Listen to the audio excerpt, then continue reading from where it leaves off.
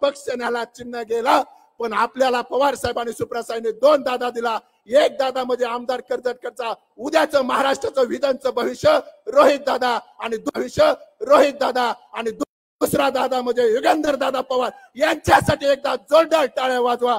एवढंच आजच्या निमित्तानं सांगतो, एवढंच आजच्या निमित्तानं सांगतो. आणि आपण सर्वजण उपस्थित राहिला त्याबद्दल मी तुमचं मनापासून सहर्ष स्वागत करतो. तसेच माननीय श्री भूषणसिंह होळकर साहेब भूषणसिंह होळकर साहेब या कार्यक्रमाला आले, त्याबद्दल अहिल्यामाईंचे वंशज त्यांच्यासाठी एकदा जोरदार टाळ्या वाजवा. अहिल्यामाईंचे वंशज त्यांच्यासाठी एकदा जोरदार टाळ्या वाजवा. एकदा जोरदार टाळ्या वाजवा, जोरदार. तसेच प्रवीण दादा चढे उपस्थित आहेत, त्यांचं देखील मनपूर्वक असं सहर्ष स्वागत. जय लोकशाही, जय संविधान. जय लोकशाही, जय संविधान. यानंतर महाराष्ट्राचा नवा वादा आपले सर्वांचे रोहित दादा, मी यांना विनंती करतो की आपल्याला एकच वादा, महाराष्ट्राचा नवा वादा. मी दादांना विनंती करतो की आपले विचार व्यक्त करावेत.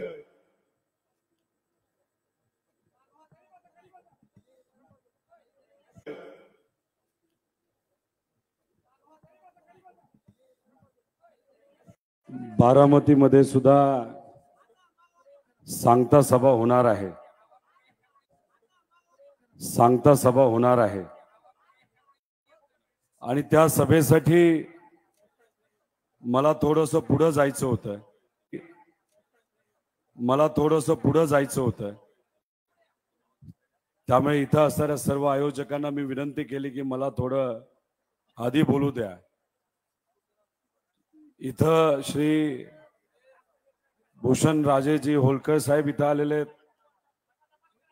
कराळे सर, मास्तर आणि सर्वच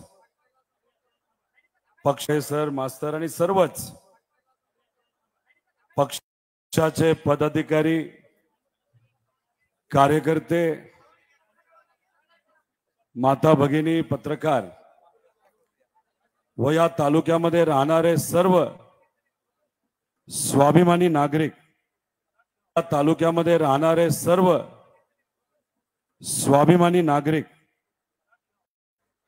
या कार्यक्रमासाठी पवार साहेबांना पाठिंबा देण्यासाठी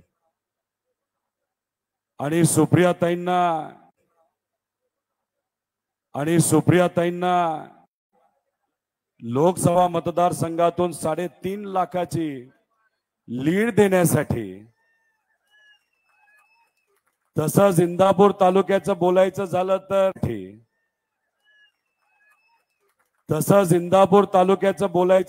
तर फक्त या तालुक्यातून गेल्या वेळेस 70,000ची लीड होती. यंदा 1 लाखाची लीड देण्यासाठी आपण सर्वजण या ठिकाणी उपस्थित आहात. गेल्या वेळेस 70,000ची लीड होती, यंदा 1 लाखाची लीड देण्यासाठी आपण सर्वजण या ठिकाणी उपस्थित आहात.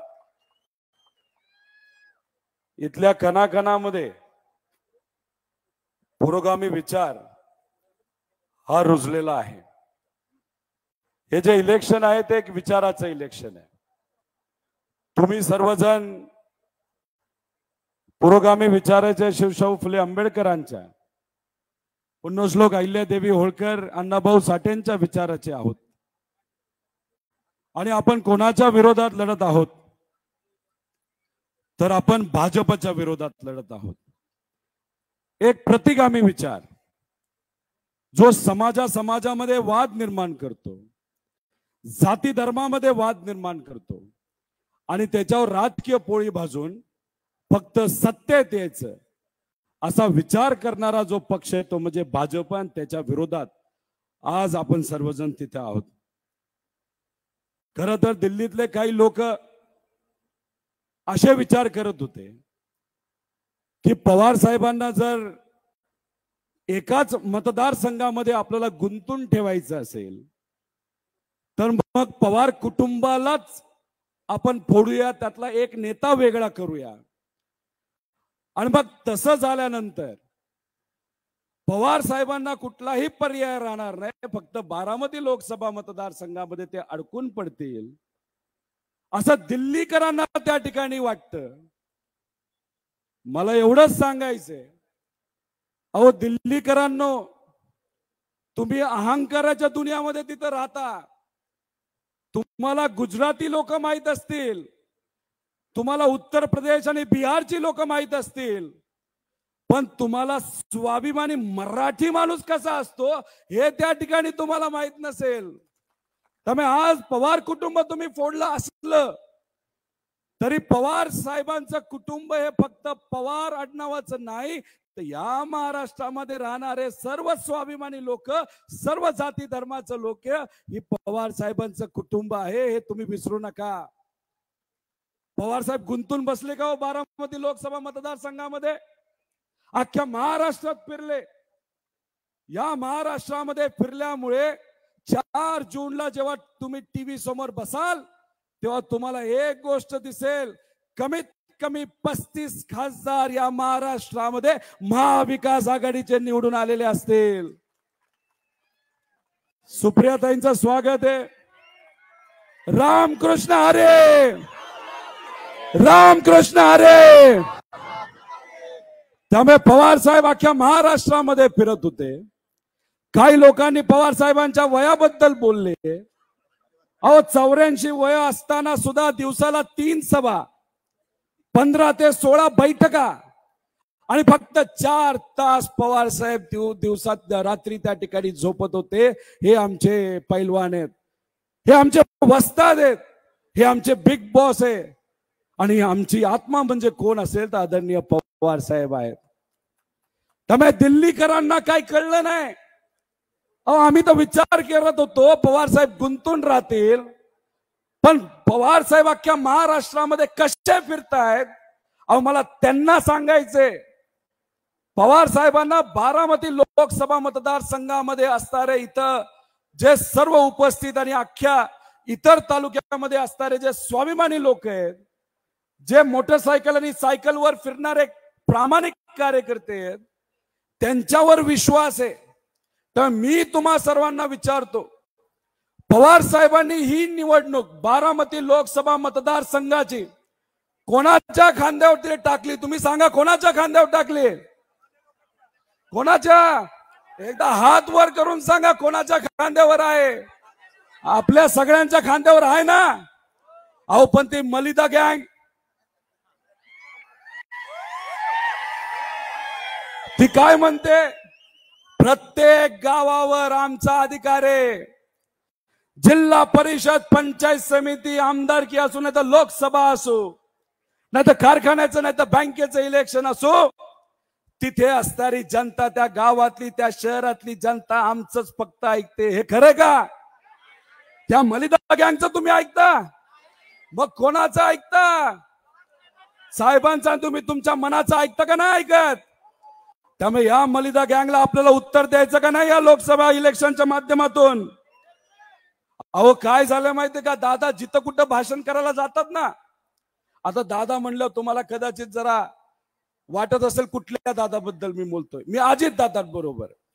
कारण का अजित दादा जेव्हा पवार साहेबांबरोबर होते आणि नुसतं लोकांनी म्हणलं दादा, तर लोकांना कळायचं अजित दादा. पण पवार साहेबांची साथ सोडल्यानंतर लोक पण आता विचलित झाले की कुठले दादा, अशी दादांची परिस्थिती आज त्या ठिकाणी झालेली आहे. अहो प्रत्येक भाषणामध्ये अजितदादांना काय सांगावं लागतं? अहो आम्ही साहेबांची साथ कशी सोडली, साहेबांची साथ कशी सोडली. अहो दादा झालं ना आता 8-10 महिने, लोक कंटाळली राव. लोकांचा तुमच्यावर कसा विश्वास असेल? तुम्ही स्वतःला दादा म्हणता, अहो पण ईडीला घाबरून, सीबीआयला घाबरून, दिल्लीला घाबरून आणि दिल्ली समोर झुकणारे हे कधी दादा असतात का हो? दादा असतात ते? अरे मग दादा तुम्ही दादा कसे राहिला? दादा जेव्हा तुम्ही पवार साहेबांबरोबर, सामान्य जनता बरोबर आणि पुरोगामी विचाराबरोबर होता, तेव्हा तुम्ही खरे दादा होता आणि ते दादा आम्हाला आवडायचे. पण बरोबर सामान्य जनता बरोबर आणि पुरोगामी विचाराबरोबर होता, तेव्हा तुम्ही खरे दादा होता आणि ते दादा आम्हाला आवडायचे. पण आत्ताचे बदललेले दादा आम्हाला पटत नाही आणि आवडतही नाही. त्यामुळे तुम्ही जी भूमिका बदलली, प्रत्येक भाषणामध्ये तुम्ही खोटं बोलताय, बरोबर, सामान्य जनता बरोबर आणि पुरोगामी विचाराबरोबर होता तेव्हा तुम्ही खरे दादा होता आणि ते दादा आम्हाला आवडायचे, पण आत्ताचे बदललेले दादा आम्हाला पटत नाही आणि आवडतही नाही. त्यामुळे तुम्ही जी भूमिका बदलली, प्रत्येक भाषणामध्ये तुम्ही खोटं बोलताय. आमच्या या बैठका झाल्या, त्या बैठका झाल्या, याव झालं, त्याव झालं, हे तुम्हाला पटतंय का? बरोबर, सामान्य जनता बरोबर आणि पुरोगामी विचाराबरोबर होता तेव्हा तुम्ही खरे दादा होता आणि ते दादा आम्हाला आवडायचे, पण आत्ताचे बदललेले दादा आम्हाला पटत नाही आणि आवडतही नाही. त्यामुळे तुम्ही जी भूमिका बदलली, प्रत्येक भाषणामध्ये तुम्ही खोटं बोलताय. आमच्या या बैठका झाल्या, त्या बैठका झाल्या, याव झालं, त्याव झालं, हे तुम्हाला पटतंय का? बरोबर, सामान्य जनता बरोबर आणि पुरोगामी विचाराबरोबर होता तेव्हा तुम्ही खरे दादा होता आणि ते दादा आम्हाला आवडायचे, पण आत्ताचे बदललेले दादा आम्हाला पटत नाही आणि आवडतही नाही. त्यामुळे तुम्ही जी भूमिका बदलली, प्रत्येक भाषणामध्ये तुम्ही खोटं बोलताय. आमच्या या बैठका झाल्या, त्या बैठका झाल्या, याव झालं, त्याव झालं, हे तुम्हाला पटतंय का? तुम्हाला पटतंय का दादा काय म्हणतात ते? अहो, मला तर कळलं की इथं येऊन दादागिरी करतात. इथे येऊन काय म्हणतात? बरोबर, सामान्य जनता बरोबर आणि पुरोगामी विचाराबरोबर होता तेव्हा तुम्ही खरे दादा होता आणि ते दादा आम्हाला आवडायचे, पण आत्ताचे बदललेले दादा आम्हाला पटत नाही आणि आवडतही नाही. त्यामुळे तुम्ही जी भूमिका बदलली, प्रत्येक भाषणामध्ये तुम्ही खोटं बोलताय. आमच्या या बैठका झाल्या, त्या बैठका झाल्या, याव झालं, त्याव झालं, हे तुम्हाला पटतंय का? तुम्हाला पटतंय का दादा काय म्हणतात ते? अहो, मला तर कळलं की इथं येऊन दादागिरी करतात. इथे येऊन काय म्हणतात? पाणी सोडणार नाही, लाईट देणार नाही, हेच करतो तेच करतो. बरोबर, सामान्य जनता बरोबर आणि पुरोगामी विचाराबरोबर होता तेव्हा तुम्ही खरे दादा होता आणि ते दादा आम्हाला आवडायचे, पण आत्ताचे बदललेले दादा आम्हाला पटत नाही आणि आवडतही नाही. त्यामुळे तुम्ही जी भूमिका बदलली, प्रत्येक भाषणामध्ये तुम्ही खोटं बोलताय. आमच्या या बैठका झाल्या, त्या बैठका झाल्या, याव झालं, त्याव झालं, हे तुम्हाला पटतंय का? तुम्हाला पटतंय का दादा काय म्हणतात ते? अहो, मला तर कळलं की इथं येऊन दादागिरी करतात. इथे येऊन काय म्हणतात? पाणी सोडणार नाही, लाईट देणार नाही, हेच करतो तेच करतो. माझ्याकडे चावी आहे तिजोरीची, असं बोलले का नाही बोलले? अहो दादा, तुमच्या तिजोरीची जी चावी आहे ना, बरोबर, सामान्य जनता बरोबर आणि पुरोगामी विचाराबरोबर होता तेव्हा तुम्ही खरे दादा होता आणि ते दादा आम्हाला आवडायचे, पण आत्ताचे बदललेले दादा आम्हाला पटत नाही आणि आवडतही नाही. त्यामुळे तुम्ही जी भूमिका बदलली, प्रत्येक भाषणामध्ये तुम्ही खोटं बोलताय. आमच्या या बैठका झाल्या, त्या बैठका झाल्या, याव झालं, त्याव झालं, हे तुम्हाला पटतंय का? तुम्हाला पटतंय का दादा काय म्हणतात ते? अहो, मला तर कळलं की इथं येऊन दादागिरी करतात. इथे येऊन काय म्हणतात? पाणी सोडणार नाही, लाईट देणार नाही, हेच करतो तेच करतो. माझ्याकडे चावी आहे तिजोरीची, असं बोलले का नाही बोलले? अहो दादा, तुमच्या तिजोरीची जी चावी आहे ना तुमच्याकडे, ती खोटी चावी आहे, खोटी. कारण बरोबर, सामान्य जनता बरोबर आणि पुरोगामी विचाराबरोबर होता तेव्हा तुम्ही खरे दादा होता आणि ते दादा आम्हाला आवडायचे, पण आत्ताचे बदललेले दादा आम्हाला पटत नाही आणि आवडतही नाही. त्यामुळे तुम्ही जी भूमिका बदलली, प्रत्येक भाषणामध्ये तुम्ही खोटं बोलताय. आमच्या या बैठका झाल्या, त्या बैठका झाल्या, याव झालं, त्याव झालं, हे तुम्हाला पटतंय का? तुम्हाला पटतंय का दादा काय म्हणतात ते? अहो, मला तर कळलं की इथं येऊन दादागिरी करतात. इथे येऊन काय म्हणतात? पाणी सोडणार नाही, लाईट देणार नाही, हेच करतो तेच करतो. माझ्याकडे चावी आहे तिजोरीची, असं बोलले का नाही बोलले? अहो दादा, तुमच्या तिजोरीची जी चावी आहे ना तुमच्याकडे, ती खोटी चावी आहे, खोटी. कारण तुम्हाला फडणवीस साहेबांना विचारल्याशिवाय, एकनाथ आणि पुरोगामी विचाराबरोबर होता तेव्हा तुम्ही खरे दादा होता आणि ते दादा आम्हाला आवडायचे, पण आत्ताचे बदललेले दादा आम्हाला पटत नाही आणि आवडतही नाही. त्यामुळे तुम्ही जी भूमिका बदलली, प्रत्येक भाषणामध्ये तुम्ही खोटं बोलताय. आमच्या या बैठका झाल्या, त्या बैठका झाल्या, याव झालं त्याव झालं, हे तुम्हाला पटतंय का हो? तुम्हाला पटतंय का दादा काय म्हणतात ते? अहो मला तर कळलं की इथं येऊन दादागिरी करतात. इथे येऊन काय म्हणतात, पाणी सोडणार नाही, लाईट देणार नाही, हेच करतो तेच करतो, माझ्याकडे चाव्या आहेत तिजोरीच्या, असं बोलले का नाही बोलले? अहो दादा तुमच्या तिजोरीची जी चावी आहे ना तुमच्याकडे, ती खोटी चावी आहे, खोटी. कारण तुम्हाला फडणवीस साहेबांना विचारल्याशिवाय आणि एकनाथ शिंदे साहेबांना विचारल्याशिवाय 1 रुपयाच्या चेकवर सुद्धा सही करता येत नाही. ही आजची परिस्थिती आहे. अहो आमच्या बरोबर असं आम्ही समजायचो. एखादी पत्रकार परिषद असेल तर त्या पत्रकार परिषदेमध्ये फक्त तुमच्याकडे माईक असायचं. भाषण करत असताना तिथं तुम्ही शेवटचं भाषण करत होता. आता काय परिस्थिती आहे दादा तुमची? ही भाजपने केलेली परिस्थिती आहे. तुम्ही जेव्हा लोकांचा विचार करत नाही, कार्यकर्त्याचा विचार करत नाही, तेव्हा एका नेत्याची जी परिस्थिती होती ना, ती तुमची परिस्थिती आज त्या ठिकाणी झालेली आहे. अहो साताऱ्याच्या सभेमध्ये काय म्हणत होते सामान्य कार्यकर्त्याच्या बाबतीत? जेव्हा इलेक्शन येतं, जेव्हा नेत्याला वाटतं, तेव्हा कार्यकर्त्याकडे जायचं असतं. म्हणजे 4.5 वर्ष मलिदा गँग सांभाळायची, लाभार्थी सांभाळायचे, नेते सांभाळायचे, कार्यकर्त्याकडे सामान्य लोकांकडे बघायचं नाही. आणि जेव्हा इलेक्शन येतात तेव्हा मात्र तुम्हाला तिथं कार्यकर्ते लागतात. इथं असणारे सर्व स्वाभिमानी कार्यकर्त्यांना मी विचारतो, काय हीच परिस्थिती आहे ना? नाही, इलेक्शन आलं तरच आपल्याला आठवलं जातं. आणि मग अशा पद्धतीने दादा जर बोलत असेल तर नेत्याला जेव्हा लागतं तेव्हाच कार्यकर्त्याकडे जायचं असतं. पण पवार साहेबांचं मत आहे, आधी लोक, आधी कार्यकर्ते, मग नेते. हे आपले आदरणीय पवार साहेब आहेत आणि पवार साहेबांचा विचार आहे. अहो जानकर साहेबांना तिथून कुठून परभणीतून त्यांनी तिथं उभं केलं. तिथं त्यांचे कार्यकर्ते सुद्धा नाहीत. तिथं काय परिस्थिती आहे तिथं असणाऱ्या लोकांची तुम्ही चर्चा करा. पण युतीचा धर्म पाळण्यासाठी 2 दिवस झालं जानकर साहेब या परिसरामध्ये फिरत आहेत.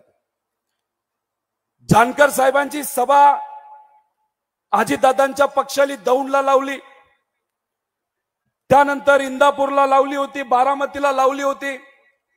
सर्व सभा जानकर साहेबांना न विचारता कॅन्सल केल्या. त्यांना सांगितलं तुम्ही आलात, जावा एक प्रेस कॉन्फरन्स घ्या आणि मग तिथून तुम्ही गेलं तरी चालेल. पण जानकर साहेबांनी युतीचा धर्म पाळत असताना बारामतीमध्ये एक सभा चालली होती अजितदादांची, त्या सभेमध्ये ते न बोलावता गेले. कारण शेवटी कुठं ना कुठं तरी युतीमध्ये आपण असो तर पाठिंबा द्यावा लागतो. तिथं ते गेले, पोस्टरवर फोटो नाही, त्या ठिकाणी त्यांना दादांच्या बरोबर बोलून सुद्धा दिलं नाही. दादांचं भाषण झालं की दादा तिथून निघून गेले. म्हणजे जे एवढ्या मोठ्या नेत्यांना सन्मानाने जर वागवत नसतील तर ते सामान्य लोकांना कसे वागवतील?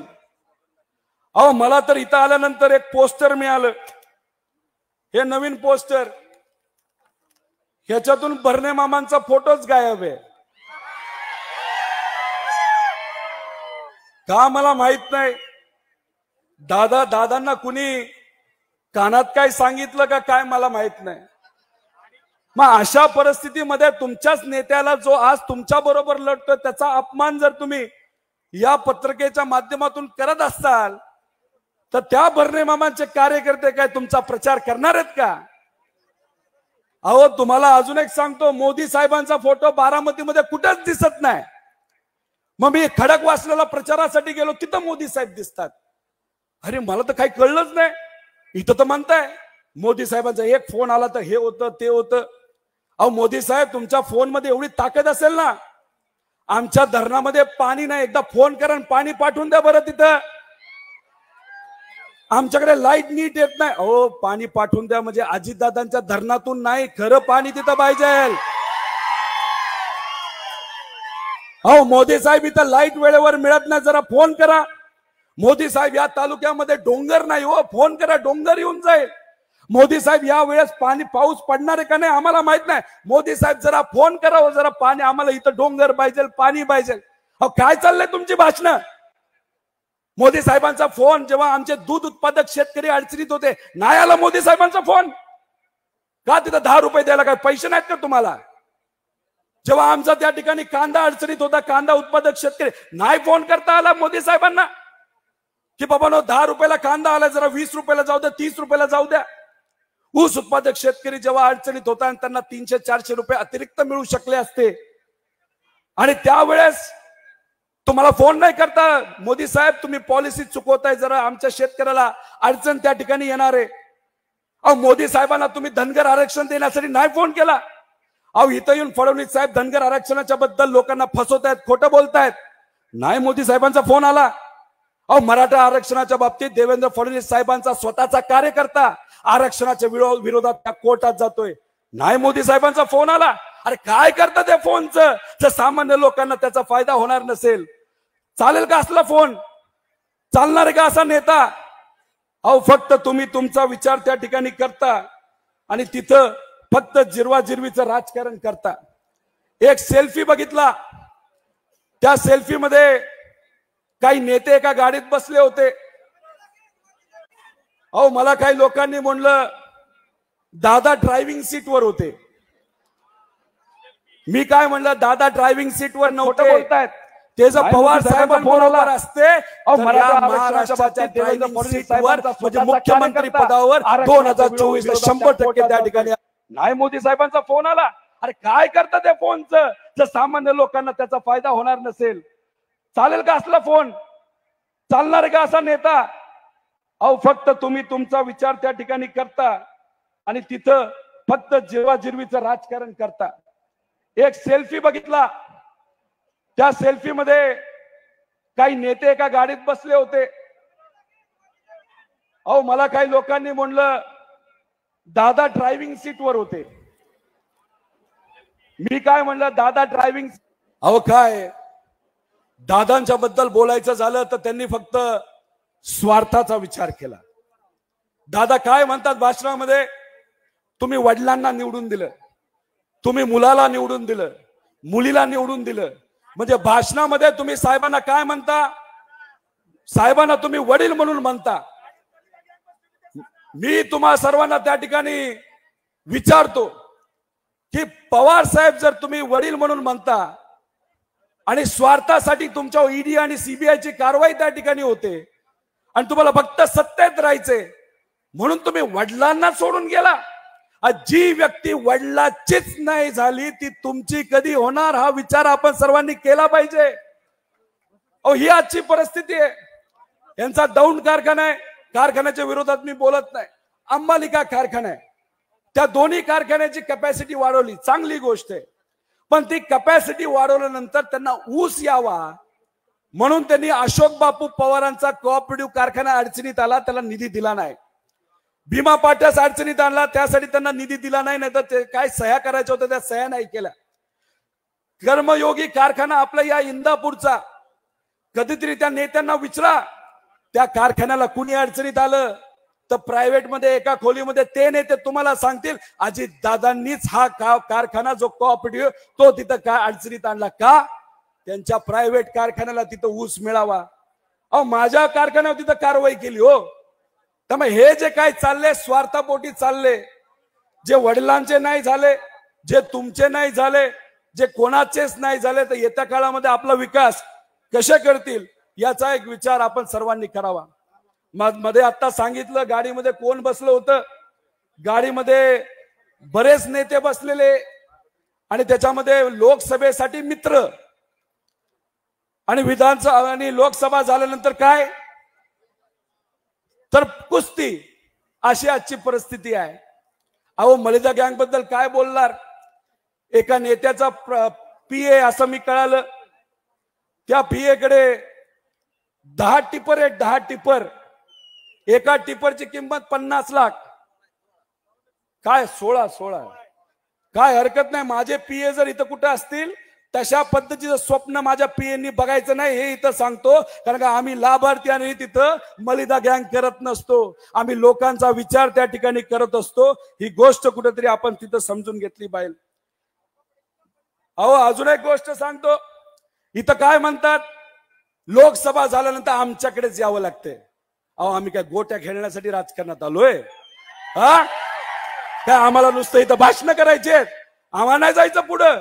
अहो आम्ही विचार नाही सोडला, आम्ही लोकांना नाही सोडलं आणि स्वार्थपोटी पवार साहेबांना तर आम्ही नाहीच सोडलं. त्यामुळे लोक आज आमच्या बरोबर आहेत, लोक या विचाराबरोबर आहेत. त्यामुळे आम्ही येत्या काळामध्ये इथं कुठलंही इलेक्शन असू द्या, जिल्हा परिषद, पंचायत समिती, कारखाना, बँक, कुठलंही इलेक्शन असू द्या, आदरणीय पवार साहेब असतील, सुप्रियाताई असतील, हे सर्व नेते आणि हा सुद्धा तुमच्या सर्वांचा कार्यकर्ता तुमच्या सर्वांबरोबर भक्कमपणे त्या ठिकाणी उभा राहील.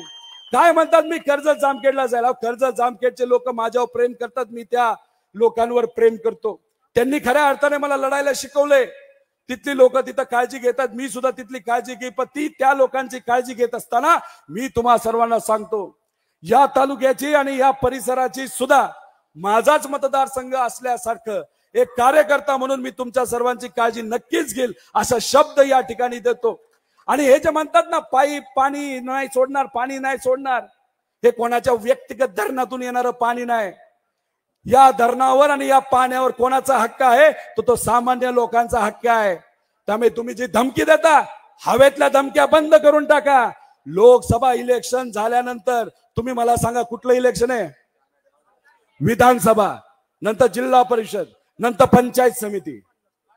मग लोकसभेच्या इलेक्शन मध्ये तुम्ही तुमच्या गावातून जर लीड दिली सुप्रियाताईंना, तर हे काय तुम्हाला धमक्या देणार आहेत? कशी धमकी देणार मतदारांना? कारण लोकसभा झाल्यानंतर 4 महिन्यानंतर विधानसभा परत आहे आणि विधानसभेसाठी तुमच्याकडेच त्यांना यायचंय. त्यामुळे अजिबात त्या बाबतीत तुम्ही कुठं घाबरू नका. हे धमकी बिमकी काय तुम्ही कुठेही तिथं लक्षात घेऊ नका अशी विनंती या ठिकाणी आपल्या सर्वांना करतो.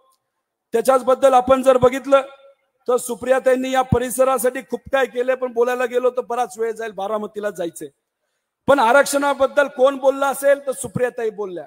डॉक्टर अमोल कोल्हे इथं आले, ते तिथं बोलले. भाजपचा एक सुद्धा खासदार मराठा आरक्षणाबद्दल नाही बोलला, धनगर आरक्षणाबद्दल नाही बोलला, मुस्लिम आरक्षणाबद्दल नाही बोलला, तिथं लिंगायत आरक्षणाबद्दल नाही बोलला. अहो आता जे इंडिया आघाडी म्हणजे आपण ज्याच्यामध्ये आहोत त्या आघाडीमध्ये तिथं लिहून दिलेलं आहे, आपण या महाराष्ट्रामध्ये या देशामध्ये आपली सत्ता येणार म्हणजे येणार, हे आज तुम्हाला सर्वांना सांगतो.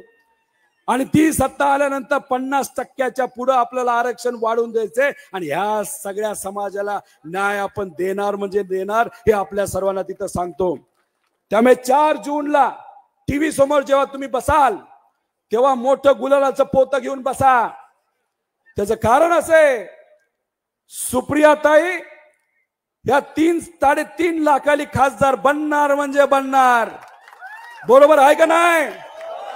अहो डॉक्टर अमोल कोल्हेंना कोण पाडायला निघाले? अजित दादा.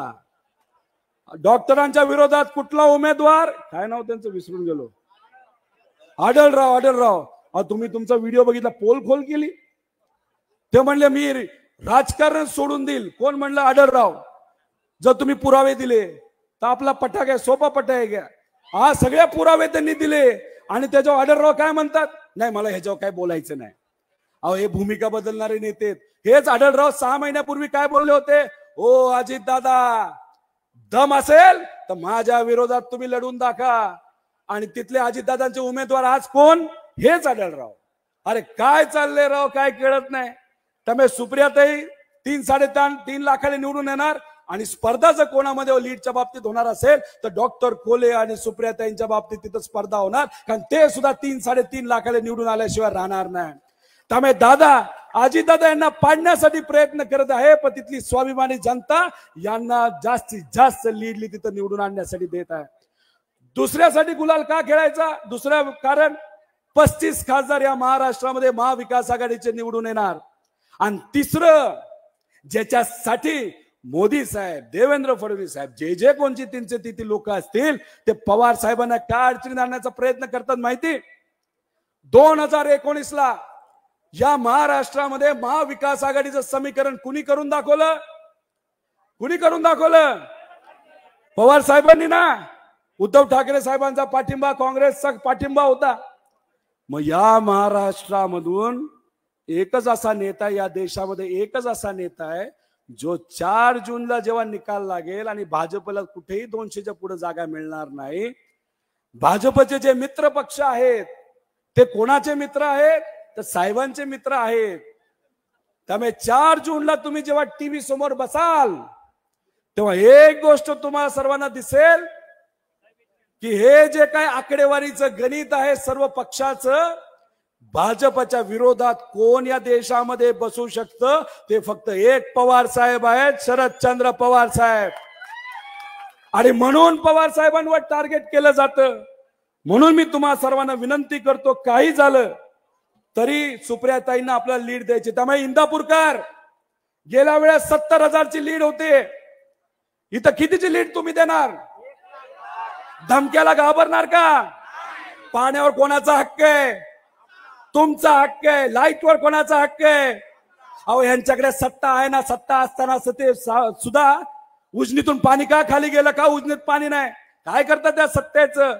खऱ्या अर्थाने लोकांची सत्ता येत्या काळामध्ये या महाराष्ट्रामध्ये येणारच आहे.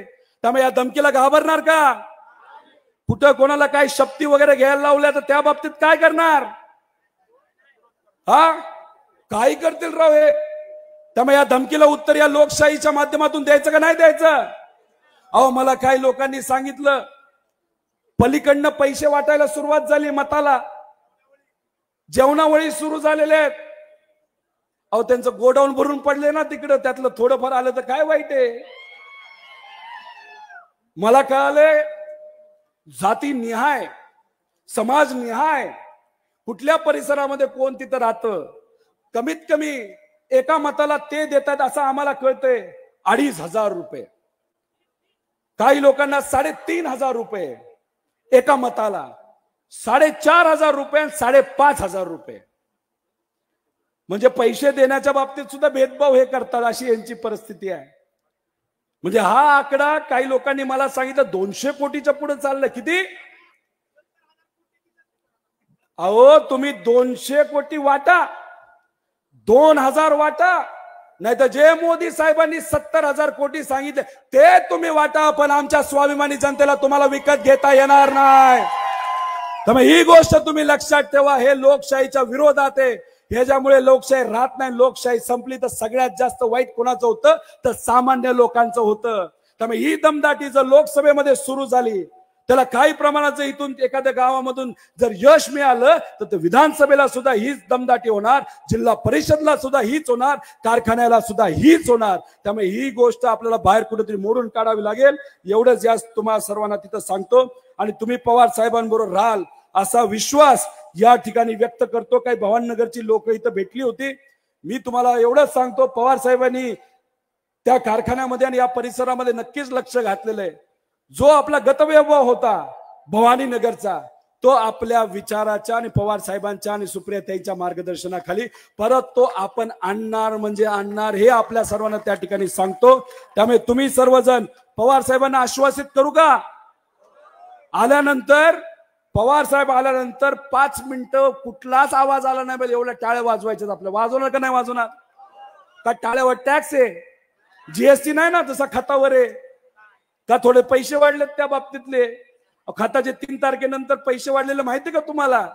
त्यामुळे नक्की ना 5 मिनिटं आवाज इतका झाला पाहिजे, इतका झाला पाहिजे. हे दिल्लीमध्ये बसणारे जी लोक आहेत ना, मराठी माणसाला झुकवायचा प्रयत्न करतायत, त्यांना दाखवून द्यायचं, ओ दिल्लीकर बाप आम्ही आहोत, महाराष्ट्राची लोक हे बाप आहेत, हे आपल्या सर्वांना दाखवून द्यायचंय. आणि आपल्या बाप माणसाला, आपल्या बॉसला, आपल्या आत्मेला हे कितीही झुकवण्याचा प्रयत्न केला तरी आपला माणूस, आपला हा पैलवान दिल्ली समोर कधी बस. आणि तुम्ही झुकू नका एवढीच विनंती या ठिकाणी करतो.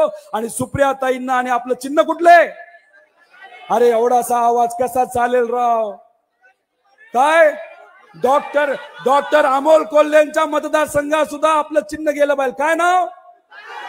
तुतारी वाजवणारा माणूस आहे ना ध्यानात, आहे ना ध्यानात. चला मग जनशक्ती काय असते या इलेक्शन मध्ये दाखवून द्या आणि पुढच्या 7 तारखेनंतरची काळजी करू नका. हा कार्यकर्ता हे सर्व नेते तुमच्यासाठी तिथं असतील एवढंच या ठिकाणी सांगतो आणि थांबतो. जय हिंद, जय महाराष्ट्र, जय स्वाभिमान. धन्यवाद दादा. यानंतर राष्ट्रवादी काँग्रेस पक्ष शरदचंद्र पवार गटाचे ज्येष्ठ नेते माननीय अशोक भाऊ घोगरे यांना विनंती करतो की आपलं थोडक्यात मनोगत व्यक्त करावं. आज या ठिकाणी उपस्थित असलेले आपल्या सर्वांचे आवडते उमेदवार सौ सुप्रियाताई सुळे,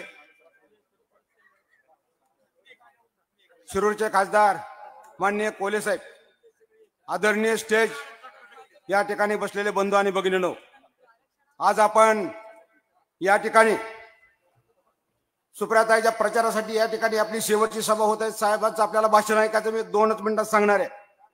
मित्र, आमच्या ज्या वेळेस भागाभागामध्ये अजितदादांच्या सभा होत होत्या, बावड्यामध्ये सभा झाली. या सभेमध्ये काय सांगितलं त्याने की पाण्याचा प्रश्न फार भीषण आहे, पाण्यावर असं झालं, पाण्यावर तसं झालं. मला या ठिकाणी आवर्जून सांगायचंय, पाण्याच्या संदर्भात मला सांगायचंय की ज्या वेळेस 94 साली सरकार आलं, बीजेपीचं सरकार आलं, त्यावेळेस पाणी गेलं कुठं? 94 नंतर 99ला आपलं सरकार आलं. आपलं सरकार आल्यानंतर अजितदादा त्या ठिकाणी जलसंपदा मंत्री होते. त्यानंतर अजितदादाला पाण्याचं का सुचलं नाही या ठिकाणी? त्याच्यानंतर परत 9ला सरकार, 14 पर्यंत सरकार होतं. अजितदादा 4 वेळा उपमुख्यमंत्री होते. त्यावेळेस शेतकऱ्यांचा पाण्याचा प्रश्न अजितदादांना का कळला नाही? या ठिकाणी पाणी पाणी म्हणतायत. मला या ठिकाणी एकच सांगायचंय की ही इंदापूर तालुक्यातील जे नेते मंडळी आहेत, हे नेते मंडळी जे तोंड बघत नव्हते एकमेकाचे, ते एका गाडीत बसतायत, सेल्फी काढतायत आणि सांगत होते की ताई फक्त सेल्फी काढतात. आता दादा तुम्ही सेल्फी काढताय, लोकांना दाखवताय, आता सेल्फी बद्दल तुमच्याबद्दल काय म्हणावं? मित्र, मला एकच सांगायचंय, ह्या पाण्याचा प्रश्न भरणे मामा सांगतायत की या ठिकाणी वाळवंट होईल आम्हाला नाही निवडून दिलं तर. मामा, आमचं वाळवंट होणार नाही, वाळवंट तुमचं होणार आहे 7 तारखेनंतर. याचं कारण काय आहे? याचं कारण एकच आहे. मला सांगा, आजपर्यंत अजितदादांनी आपल्यासाठी काय केलं? आज म्हणतात की पवार साहेबांनी काय केलं? पवार साहेबांनी 70,000 कोटीची कर्जमाफी केली. शेतकऱ्या या ठिकाणी सणामात सारखा प्रकल्प आणला. तुम्ही एक कारखाना तरी आम्हाला इथं आणला का? या ठिकाणी अजितदादा तुम्ही शिक्षण क्षेत्रामध्ये अनुदान देण्याचं काम कधी केलं का? शिक्षकांना त्या ठिकाणी वंचित ठेवण्याचं काम केलं. दुसरी गोष्ट, शेतकऱ्यांना पाण्यापासून वंचित ठेवण्याचं काम तुम्ही आजपर्यंत केलेलं आहे. म्हणून आज तुम्ही म्हणताय की पाणी पाणी, परंतु आज काय झालंय, या तालुक्यामध्ये सर्व मतदार एका बाजूला झालाय आणि पुढारी एका बाजूला झालेत. पण पुढारी एका बाजूला झाल्यानंतर मी ताई तुम्हाला आज सांगतो, गेल्या वेळेस आपल्याला 70,000चं लीड मिळालं होतं. आज हे सगळे मंडळी एकत्र आहेत. तुम्हाला खोटं वाटत असेल, ही जनता आहे ना, ही जनता त्यांना जागा दाखवल्याशिवाय राहणार नाही. कारण 70,000चा लीड, 1,00,000 मताचा लीड तुम्हाला या इंदापूर तालुक्यातून मिळणार आहे. मला मगाशी रोहित दादा म्हणले हे सगळे मंडळी एक झालेत बावडे भागातून. काय तर बावडे भागामधून आम्ही या इंदापूर तालुक्यातून जो जिल्हा परिषद गट आहे आमचा, हा 1 नंबरला आम्ही राहिल्याशिवाय राहणार नाही. कारण ह्या लबाड सगळी एका ठिकाणी आलेत. हे 7 तारखेचं मतदान झाल्यानंतर ताई 4 तारखेनंतर ह्यांना 5 तारखेला ह्यांना गळ्यात गळत चव्हाणला घालून रडण्याची पाळी येणार आहे. म्हणून आपण सर्वांनी या ताईंचं जे उमेदवारी आहे, या उमेदवारी यांचं चिन्ह तुतारी वाजवणारा माणूस, त्याच्या पुढचा बटन आपण जास्तीत जास्त मताने निवडून द्यावं एवढीच विनंती करतो आणि माझे 2 शब्द संपवतो. जय हिंद, जय महाराष्ट्र. धन्यवाद भाऊ. यानंतर सर्वांचे आवडते वक्ते माननीय कराड सर यांना विनंती करतो की आपण मार्गदर्शन करावं.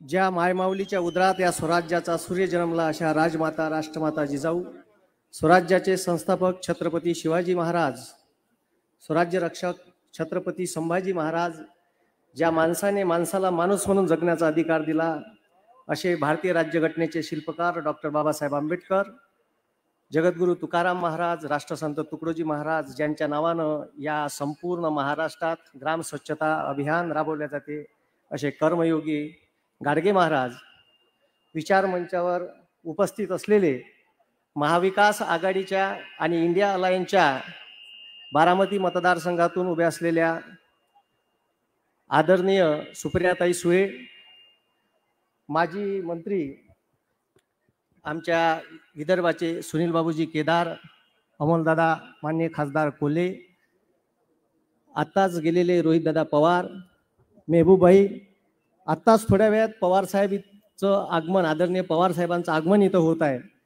विचारमंचावर उपस्थित असणारे सर्व महाविकास आघाडीचे पदाधिकारी आणि उपस्थित असणारे इंदापूरचे आजूबाजूच्या सर्व गावातील नागरिक यांना मी वंदन करतो. सध्या या देशावर अशी परिस्थिती आहे का आपण एका अनपड गवार दाढीवाड्याला निवडून दिलं आणि 10 वर्षात वेगानं पुऱ्या देशाचा सत्यानाश करून टाकला. आमच्या गोरगरिबाच्या, शेतकऱ्याच्या, कष्टकऱ्याच्या पोराले रस्त्यावर आणण्याचं काम या दाढीवाल्यानं केलं आहे. आणि त्यानं एक अग्निवीर नावाची भरती आणली, जो पोरगा शेतकऱ्याचा सकाळी 4 वाजता उठून इंडियन आर्मीची तयारी करत होता, दिवसभर लायब्ररीत अभ्यास करत होता, 17 वर्षाच्या बॉन्डवर लागत होता. आपला पोरगा शहीद झाला तर तिरंग्यात लिपटू द्यायचा, त्याला पेन्शन राहत होतं, ते पेन्शन बंद केलं या सरकारनं. त्याला कॅन्टीनची सुविधा होती तेही बंद केली. आणि तुमच्या गावात शहीद झाल्यावर मानवंदना देण्यात होती तेही बंद केलं. आणि आमचं पोरग 19व्या वर्षी लागण इंडियन आर्मीत आणि 24व्या वर्षी रिटायर्ड करणार आहे. म्हणजे लग्नाच्या वयात रिटायर्ड करणारा पहिला पंतप्रधान या देशाला लाभला. आणि याले जबाबदार आपण होतो. 2014 म्याय मतदान केलं होतं, वाटलं चांगला करून साला काही उरार बसला, या बसला का नाही.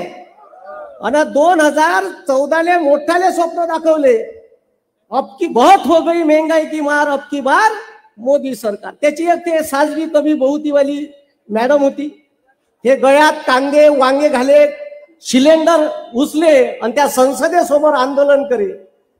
तिले 430चं सिलेंडर महाग वाटत होतं, सिलेंडर 1130 गेलं. आणि झोक्कानं इलेक्शनचं वर्ष आहे तर 200 कमी केले साले म्हणते. म्हणजे 7-9 वर्ष पैसे वखरले काही ना आपल्याकडून, 9 वर्ष, आणि इलेक्शनच्या वर्षात पैसे कमी केले. इथला शेतकरी दूध उत्पादक आहे.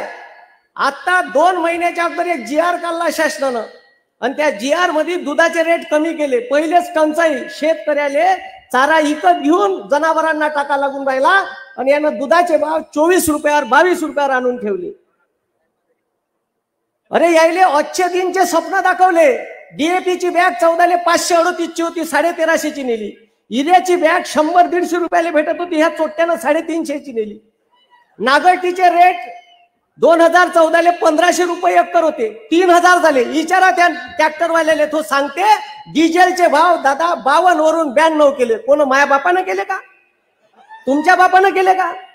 ह्या दाढीवाल्यानं केले. कोण केले?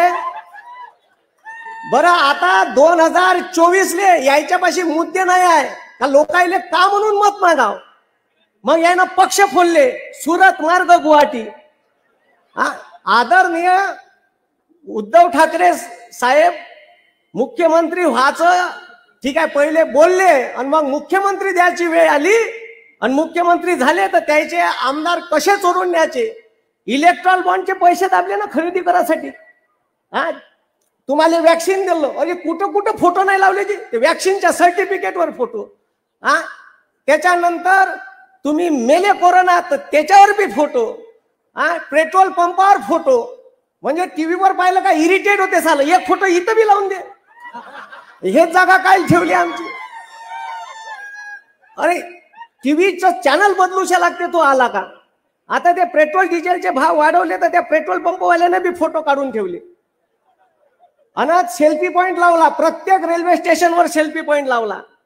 6.25 लाख रुपये खर्च आहे. कोणाच्या पैशात लावाय माहिती आहे का? तो तुमच्या आमच्या लोकांच्या टॅक्सच्या पैशातून सेल्फी पॉइंट लावले. एक लोक सेल्फी पॉइंट नाही काढत, कुत्रे मुतून चालले जाते त्याच्या. आणि आपण एका अनपढ पंतप्रधानाला निवडून दिलं आणि म्हणून तो या देशाचा सत्यानाश करून राहिला। हे लक्षात ठेवा का यायनं दुसरा पक्ष फोडला आणि पवार साहेबाच्या घरातच फुटपाट केली आणि घड्याळीचं चिन्ह सुद्धा चोरून नेलं।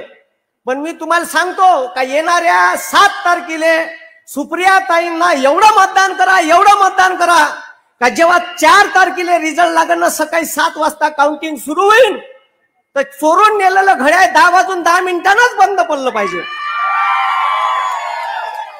आणि ते घड्याळ बंद पडलेलं घड्याळ 2 दिवसात पवार साहेबाच्या चरणी यायला आणून द्या लागल आणि ते घड्याळ एकच माणूस चालू करू शकते त्याची चाबीच मान्य पवार साहेबाच्या हाती आहे। आणि पवार साहेबाच्याच मतदार महाराष्ट्रात नरेंद्र मोदीच्या सभा एवढ्या होतच नव्हत्या, बमाट चक्रा मारून राहिला इथं सभा तिथं। टार्गेट कोण? पवार साहेब। काऊन टार्गेट पवार साहेबाला करून राहिले माहित आहे?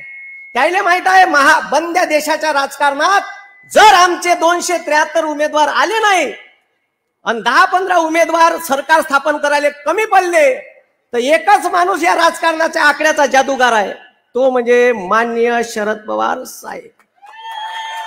माणूस सकाळी पाठवाचा लंकेत, शपथविधी घ्यायचा आणि लंका जाऊन 3 वाजता वापस आणायचा कसा, हे पवार साहेबालेच विचारा। म्हणून पवार साहेबाच्या नांदी जाऊ नका म्हणा, ठीक आहे? आमचं घड्याळ बी वापस आणू आपण आणि येणाऱ्या 4 तारखेला इंडिया अलायन्सचा एक उमेदवार प्रत्येक ठिकाणी वाढू।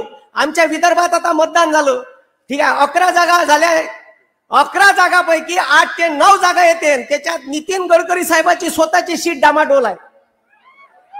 एक तर 50,000 पडून नाही तर निवडून येईन असं वातावरण आहे। एवढे लोक चिडून आहे का तुम्ही? मी फिरलो गावोगाव, 3 नंबरचं बटन आहे सुप्रियाताईच्या नावासमोरील 3 नंबरचं तुतारी वाजवणारा जो माणूस आहे त्या नावासमोरचं चिन्हाचं बटन दाबून तुम्हाला भरघोष मतानं येणाऱ्या 7 तारखेला मतदान करायचं आहे। आणि प्रत्येकानं 10-10 मताची जबाबदारी घ्या। प्रत्येकानं 10 मतदान आपल्या गावातून आपल्या घरातून बाहेर काढा आणि मतदान केंद्रापर्यंत आणा, ही जबाबदारी तुमची आहे। आणि वातावरण अक्षरशः विरोधी आहे। मी चंद्रपूरला सभा झाल्या, तिथचे लोक काय म्हणे माहित आहे? मनगंटीवार साहेबाच्या समोर म्हणे तुमच्याशी वैर नाही पण आम्हाला मोदी नाही पाहिजे, एवढा विरोध। अरे या मोदीनं आता 3 दिवसाच्या अगोदर गुजरातचा पांढरा कांदा 2000 मेट्रिक टन कांदा निर्यात करायला परवानगी दिली आणि महाराष्ट्राचा कांदा निर्यात करायला परवानगी नाही। आमचा 1,76,000 करोड रुपयाचा सेमीकंडक्टरचा महाराष्ट्रात प्लॅन्ट येणार होता, तो गुजरातला नेला साल्यानं। टाटा एअरबसचा प्लॅन्ट नेला। बरं ते तर सोडा, आमच्या गडचिरोलीत हत्ती होती, ते हत्ती जे आहे का नाही, ते हत्ती त्या मुक्याच्या पोट्याले पसंत आले, ढेबऱ्याले। ते मुक्याचं पोट्ट नाही का आता लग्न झालं त्याच्यासाठी हत्ती नेले, संभाजीनगरचे वाघ नेले। अरे बा सगळंच कोणा याचं दाब त्याचं दाब न साजरा कर, याचं लिपस्टिक घे, तिचे कानातले घे, दुसऱ्याचे नाकातले घे, माया गुजरात साजरा कर। नसन होत आम्हाला सांग, पवार साहेबांना दे म्हणा, गुजरात डेव्हलप करून दाखवतो। दुसऱ्याचं काय नाही घेऊन राहिला तू, इकडून ने तिकडून ने।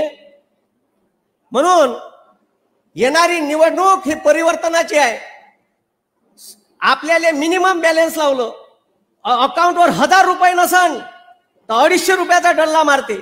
आता मीटर येणार आहे, प्रीपेड मीटर, पैसे टाकले तर लाईन चालू, नाही तर लाईन बंद। गॅस शेकून मग गरम फडक्यानं, जर तुम्हाला गरम फडक्यानं शेकून घ्यायची नसेल तर येणाऱ्या 7 तारखेला सुप्रियाताई यांच्या तुतारी वाजवणारा माणूस या चिन्हासमोरचं बटन दाबून जास्तीत जास्त मतानं विजयी करायचा आहे। मी एवढंच बोलतो, आपले पोटे स्टेटस ठेवते अबकी बार 400 पार। अबे तुझ्या बापाची कांद्याची बोरी 400 पार नाही चालली, तू का स्टेटस ठेवून राहिला? म्हणून येणारी निवडणूक आपल्या सर्वसामान्य कष्टकरी, शेतकरी, कामगार, बेरोजगार आणि या कष्टकरी शेतकरी मायबापाची आहे। याले न्याय या निवडणुकीतून द्यायचा आहे आणि आपल्याला इंडिया अलायन्सची एक जागा मजबूत करायची आहे। म्हणून बारामतीतून सुप्रियाताईंना जास्तीत जास्त मताने विजयी करा। इथंच मी थांबतो। धन्यवाद। जय हिंद, जय महाराष्ट्र। धन्यवाद सर। यानंतर प्रदेश युवक अध्यक्ष मुलुक मैदानी तो महबूब शेख आपल्याला मनोगत व्यक्त करतील. महाविकास आघाडीच्या बारामती लोकसभेच्या अधिकृत उमेदवार महासंसद रत्न आदरणीय खासदार सुप्रियाताई सुळे यांच्या प्रचारार्थ उपस्थित असलेले सर्वच व्यासपीठ, खर तर ताईंनी केलेल्या कामाच्या बद्दल आपल्या सगळ्याला माहिती आहे. मी ते सांगून आपला जास्तीचा वेळ घेणार नाही. पण कोल्हे साहेब, मला काही पत्रकारांनी सांगितलं की सगळ्या पक्षातली लोक तुमची गेलीत, आता तुमचं कसं होणार. त्यावेळेला मी त्यांना एवढंच सांगितलं की पावडर खाऊन तयार केलेली बॉडी, जमीन विकून आलेला पैसा आणि शरद पवार साहेबाला सोडून गेलेला नेता हा राजकारणात जास्त काळ टिकत नाही. खर तर ताईंच्या कामाबद्दल, पवार साहेबांच्या कामाबद्दल आपल्याला माहिती आहे. पण मला वाईट याचं वाटलं, काही गोष्टी ज्या अजितदादा बोलले त्याचं मला वाईट वाटलं. ज्या अजितदादाला पवार साहेबांनी खासदार केलं, राज्यमंत्री केलं, आमदार केलं, मंत्री केलं, 3 वेळा उपमुख्यमंत्री केलं, विरोधी पक्षनेता केलं, सगळा पक्ष त्यांच्या हातात दिला. ते अजितदादा भारतीय जनता पार्टीकडे गेल्याच्या नंतर ते अजितदादा म्हणतात की शरद पवार साहेबांची शेवटची निवडणूक कधी आहे. खरं तर आपल्या महाराष्ट्राची संस्कृती आहे, आपल्या वडिलांचं छत्र 100 वर्ष जरी आपल्याला असलं तरी ते अजून 10 वर्ष असावं असं आपलं वाटणारी ही महाराष्ट्राची संस्कृती आहे. पण दादा, तुम्ही भारतीय जनता पार्टीच्या विकृतीत गेला आणि तुम्ही पवार साहेबांच्या शेवटच्या निवडणुकीची वाट बघताय. अरे तुम्हाला जनाची नाही, मनाची लाज वाटत नाही. एक बाजार मुलगा उठतो आणि तो म्हणतो शरद पवार साहेबांनी पक्ष स्थापन केला म्हणजे पक्ष काही शरद पवार साहेबांच्या मालकीचा झाला का. आता उद्या हा बाजार मुलगा घरी जाऊन याच्या बापाला म्हणला की अरे बापा, तू मला जन्म दिला म्हणजे तू काय माझा बाप झाला का, तर नवल वाटू देऊ नका. कारण आता भाजपाच्या विकृतीत गेले. केदार साहेब दादा काय म्हणाले एका भाषणात की मी वरिष्ठाच्या पोटी जन्म घेतला नाही म्हणून मला पद मिळाली की नाही. अहो दादा, तुम्ही नशिबाने तुम्ही शरद पवार साहेबांच्या पोटी जन्म घेतला नाही. जर घेतला असता तो सुप्रियाताई सारखं तुम्ही फक्त खासदार राहिला असता, उपमुख्यमंत्री कधी झाला नसता. पवार साहेबांनी सगळं तुम्हाला दिलं. सुप्रियाताईंना काय दिलं? एक लोकसभेचं तिकीट. उपमुख्यमंत्री तुम्हाला केलं. अरे जर 2004 ला 1999 ला पवार साहेबांनी सुप्रियाताईला उपमुख्यमंत्री केला असता तर कुणामध्ये हिंमत होती का विरोध करायची? पण पवार साहेबांनी तुमच्यावर विश्वास दाखवला. पण ताई, हे अजितदादा जे शब्द बोलले, हे शब्द तोंड जरी केदार साहेब दादाचं असलं तरी हे शब्दाचा बोलविता धनी हा परळीचा धनंजय मुंडे.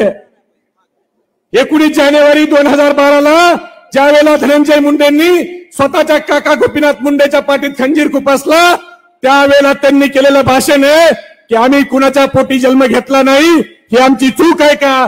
हे दादा, तोंड तुमचं पण शब्द परळीवाल्याचे आहेत. आज तुम्ही ईडी सीबीआय मुळे गेला हे आम्हाला माहित आहे, पण तुम्ही पवार साहेबांच्या वर त्या ठिकाणी बोलू नका.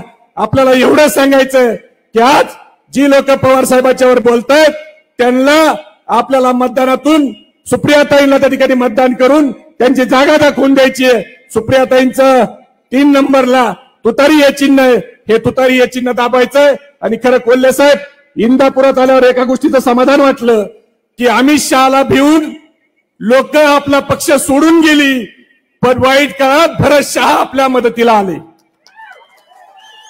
म्हणजे एका शहाला भिले पण एक शहा अडचणीच्या काळात आमच्या सोबत आले. आप्पासाहेब जगदाळे आणि भरत शहा साहेब, तुम्ही आमच्या सोबत पवार साहेबाला वाईट काळात आलात मदतीला, हे आम्ही आयुष्यभर विसरणार नाही. एवढंच या ठिकाणी सांगतो आणि माझे 2 शब्द संपवतो. सुप्रियाताईला आपल्याला निवडून द्यायचंय का? एवढ्या कमी आवाजात लिंगताई आल्या पाहिजेत. सुप्रियाताईला निवडून द्यायचंय का? मग मी घोषणा देतो, हात वर करून घोषणा द्या. आपला हात वर असताना शेजाऱ्याकडे लक्ष ठेवा. ज्याचा हात खाली आहे समजून घ्या विरोधी पार्टीचं आपलं काय चाललंय ऐकायला आलाय. छत्रपती शिवाजी महाराज की. देश का नेता कैसा हो, पवार साहब तुम आगे बढ़ो, पवार साहब तुम आगे बढ़ो. धन्यवाद. जय हिंद, जय महाराष्ट्र, जय राष्ट्रवादी.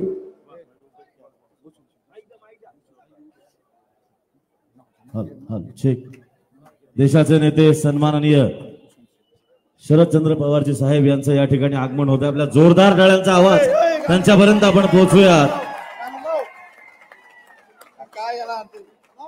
आपण बसून घ्यायचंय, ते आपल्याशी संवाद साधणार आहेत. या ठिकाणी या सीताराम नरके, सौजन्य डॉक्टर बी.डी. गायकवाड, कार्याध्यक्ष महाराष्ट्र प्रदेश सांस्कृतिक विभाग, Rashtrawadi Congress party, Sharadchandra Pawar.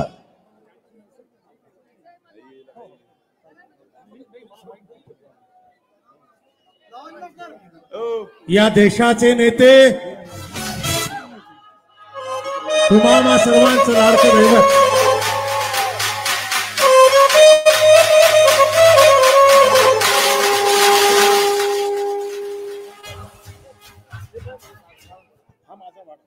Hello feedback दे जरा, थोडासा वाढवा माझा. या देशाचे नेते, तुम्हा सर्वांचं दैवत, महाराष्ट्राची अस्मिता, जाणता राजा आदरणीय पवार साहेबांचं आगमन झाले. एकदा जोरदार टाळ्यांचा कडकडाट या ठिकाणी आमच्या दैवतासाठी होऊन जाऊ देत. ही या ठिकाणी इंदापूर नगरीमध्ये भर उन्हामध्ये एवढ्या माझी नजर पुरत नाही तोपर्यंत जमलेली गर्दी दिसते. ही गर्दी हेच सांगते की आमच्या लोकप्रिय लाडक्या उमेदवार महासंसद रत्न माननीय सुप्रियाताई प्रचंड मताधिक्याने निवडून येणार, विक्रमी मताधिक्याने निवडून येणार. ही काळ्या दगडावरची पांढरी रेखा आहे. या महाराष्ट्राची तळपती धारदार तलवार, महाराष्ट्राची तळपती धारदार तलवार, दिल्लीच्या तख्ताला लय भारी शरद पवार.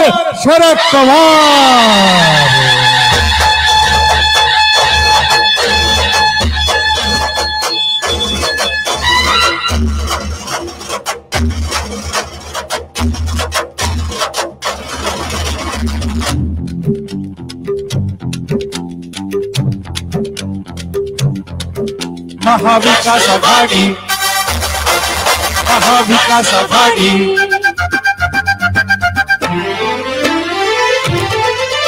महाराष्ट्राची तळपती धारदार तलवार, महाराष्ट्राची तळपती धारदार तलवार, दिल्लीच्या तख्ताला लई भारी शरद पवार, दिल्लीच्या तख्ताला लई भारी शरद पवार. महाराष्ट्र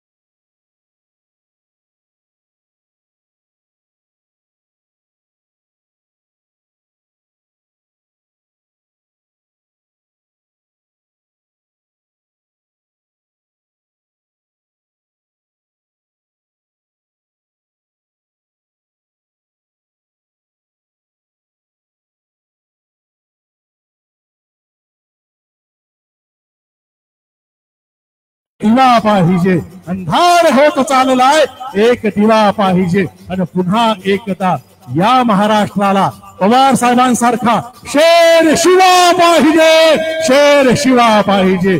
मी सर्वांना विनंती करेन, आमच्या दैवताला आज एक वचन द्यायचंय, आपल्या सर्वांना वचन द्यायचे. आमच्या महासंसद रत्न आदरणीय सुप्रियाताईंना लाखोंच्या मताने, विक्रमी मतांनी निवडून द्यायचंय. आजपासून आपल्या घराघरात जाऊन सर्वांना सांगून प्रत्येकाने 100 जण तयार करायचे. 100 जणांमध्ये साहेब नावाचा विचार पेरायचा आहे. तुम्ही तयार आहात? मग सर्वांनी दोन्ही हात वर करून साहेबांना सांगा की आजपासून आम्ही दिवसाचा रात्रीचे दिवस करू. आणि या ठिकाणी सर्वांना विनंती करेन, महाराष्ट्र फक्त हेच म्हणतोय की घासल्याशिवाय धार नाही तलवारीच्या पातीला, घासल्याशिवाय धार नाही तलवारीच्या पातीला. आणि पवार साहेबांशिवाय पर्याय नाही या महाराष्ट्राच्या मातीला, या महाराष्ट्राच्या मातीला. सर्वांना विनंती करेन, आमच्या लाडक्या दैवताचं स्वागत या इंदापूर नगरी स्वागत साहेबांचं करायचे. साहेबांच्या सन्मानार्थ एकदा सर्वांनी हात वर करावं, अगदी सर्वांनी. आणि टाळ्यांचा प्रचंड कडकडाट साहेबांसाठी करायचा आहे. दिल्लीच्या रस्त्याला लई भारी शरद पवार.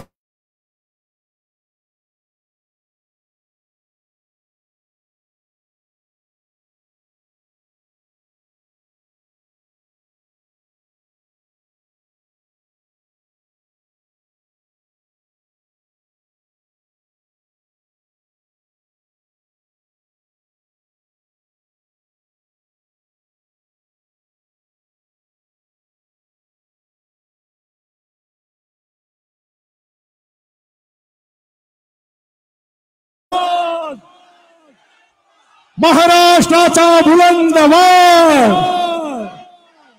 आणि त्या 7 तारखेला आमच्या महासंसद रत्न माननीय सुप्रियाताईंना प्रचंड मताधिक्याने, विक्रमी मताधिक्याने निवडून देऊन ही तुतारी दिमाखात दिल्लीच्या तख्तात वाजली पाहिजे. बरोबर आहे की नाही? बरोबर आहे की नाही? मग एकदा गगनभेदी घोषणा द्या, रामकृष्ण हरी, रामकृष्ण हरी. धन्यवाद. यानंतर तालुका अध्यक्ष ऍडव्होकेट तेजसी आप्पा पाटील या ठिकाणी आपले प्रस्तावित करते.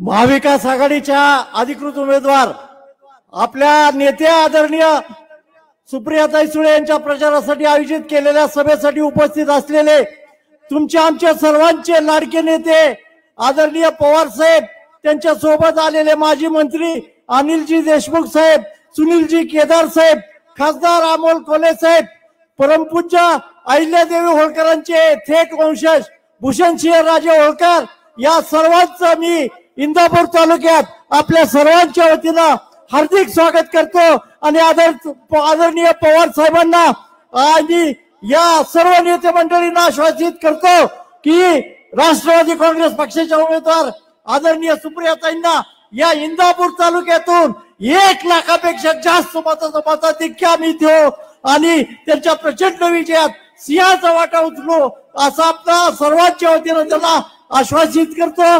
वेळ कमी आहे, आता या ठिकाणी बरेच वक्ते बोलणार आहेत. मला 2 गोष्टीचा उल्लेख या ठिकाणी करायचा आहे. आदरणीय रोहितदादा पवार यांनी ज्या गोष्टी सांगितल्या त्याबद्दल मला बोलायचंय की या लोकसभेची निवडणूक आदरणीय सुप्रियाताईंच्या रूपाने आपण जिंकणार आहोत. त्याचबरोबर येणारी विधानसभा असेल, जिल्हा परिषद असेल, पंचायत समिती असेल, स्थानिक स्वराज्य संस्थांच्या निवडणूक असतील, या सर्व निवडणुका आदरणीय पवार साहेबांच्या नेतृत्वाखाली आणि आदरणीय सुप्रियाताईंच्या मार्गदर्शनाखाली आपण जिंकणार आहोत. त्याचबरोबर छत्रपती सहकारी साखर कारखान्याची निवडणूक आदरणीय पवार साहेबांच्या मार्गदर्शनाखाली, सुप्रियाताईंच्या नेतृत्वाखाली ही निवडणूक राष्ट्रवादी काँग्रेस पक्ष पूर्ण ताकदीने लढवेल. आणि त्यावेळेस छत्रपती कारखान्याला पूर्वीचं नावलौकिक वैभव प्राप्त करून देण्यासाठी जे जे करता येईल ते सर्व आम्ही कार्यकर्ते करू. पुन्हा एकदा आपल्याला आदरणीय सुप्रियाताईंचं जे चिन्ह आहे की तुतारी फुंकणारा माणूस, या चिन्ह समोरील बटन दाबून त्यांना प्रचंड बहुमताने विजय करावं असं आवाहन करतो आणि माझं 2 शब्द संपवतो. जय हिंद, जय महाराष्ट्र.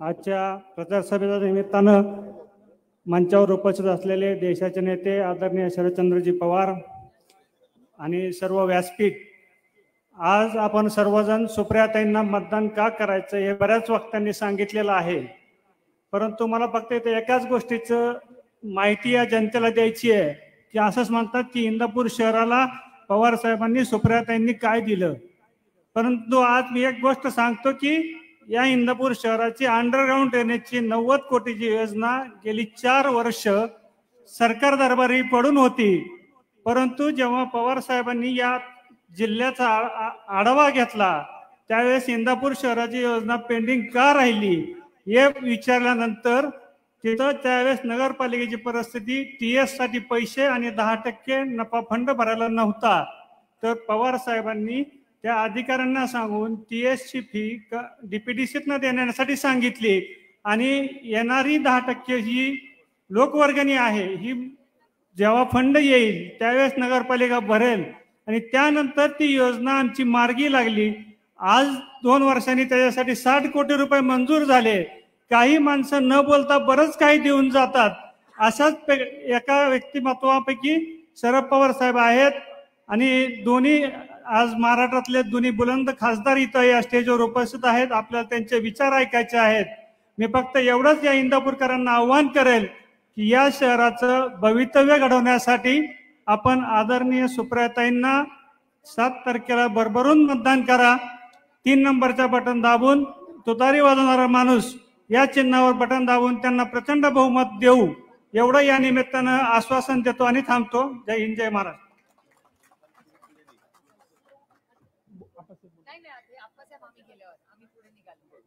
यानंतर होळकर साहेब मार्गदर्शन करतील. छत्रपती शिवाजी महाराज की, छत्रपती शिवाजी महाराज की. यकोट यकोट यकोट यकोट. आदरणीय पवार साहेब, आपल्या बारामती लोकसभेच्या उमेदवार आदरणीय सुप्रियाताई आणि मंचावर उपस्थित सर्वच मान्यवर, आज या महाराष्ट्राची आणि देशाची परिस्थिती पाहिल्यानंतर आणि या निवडणुकीचं वातावरण पाहिल्यानंतर मला इतिहासातला एक प्रसंग आठवतो आणि तो मी अगदी थोडक्यात इथं सांगणार आहे. या महाराष्ट्रामध्ये औरंगजेब आला शिवाजी महाराजांचा, संभाजी महाराजांचा पराजय करण्यासाठी. शिवाजी महाराजांचा मृत्यू झाला होता, संभाजी महाराजांचा छळ करून त्यांनी त्यांचं अंत केलेला होता. पण तरी सुद्धा ही महाराष्ट्राची माती त्या औरंगजेबाच्या विरोधात लढत होती. अनेक सरदार औरंगजेबाचे इथं या महाराष्ट्राच्या मातीत गाडले गेले. त्यावेळेला औरंगजेब त्याच्या सरदारांना म्हणाला की अपने पास सारी संपत्ती है, एवढी मोठी युद्ध सामग्री आहे, एवढं मोठं सैन्य आहे, सगळी ताकद आहे, पैसा आहे, मग का हे मराठे आपण पराजित करू शकत नाही, का या महाराष्ट्रातल्या लोकांना आपण हरवू शकत नाही. त्यावेळेला औरंगजेबाचा एक सरदार त्याला म्हणाला की आपल्याकडं पगारी सैन्य आहे, आपल्याकडं नोकर आहेत, त्यांना पैसे देऊन आपण आपल्या बरोबर आणलेलं आहे. आणि छत्रपती शिवाजी महाराजांच्याकडे स्वाभिमानी मावळा आहे, स्वाभिमानी सैनिक आहे. आणि तशीच परिस्थिती आज या महाराष्ट्रात झालेली आहे. मोठमोठे सगळे नेते बीजेपीने जरी पळवले असतील तरी या साहेबांनी आपल्या मातीतले अनेक मावळे या महाराष्ट्रासाठी उभे केलेले आपल्याला पाहायला मिळतात. आणि म्हणून या महाराष्ट्रातला स्वाभिमान आज जिवंत असताना आपल्याला इथं पाहायला मिळतो. आणि हे शक्य झालं ते फक्त आणि फक्त पवार साहेबांच्यामुळं. त्यामुळं मला आपल्या सगळ्यांना सांगायचं आहे, कुणाला कुठं जायचं तिकडे जाऊ द्या.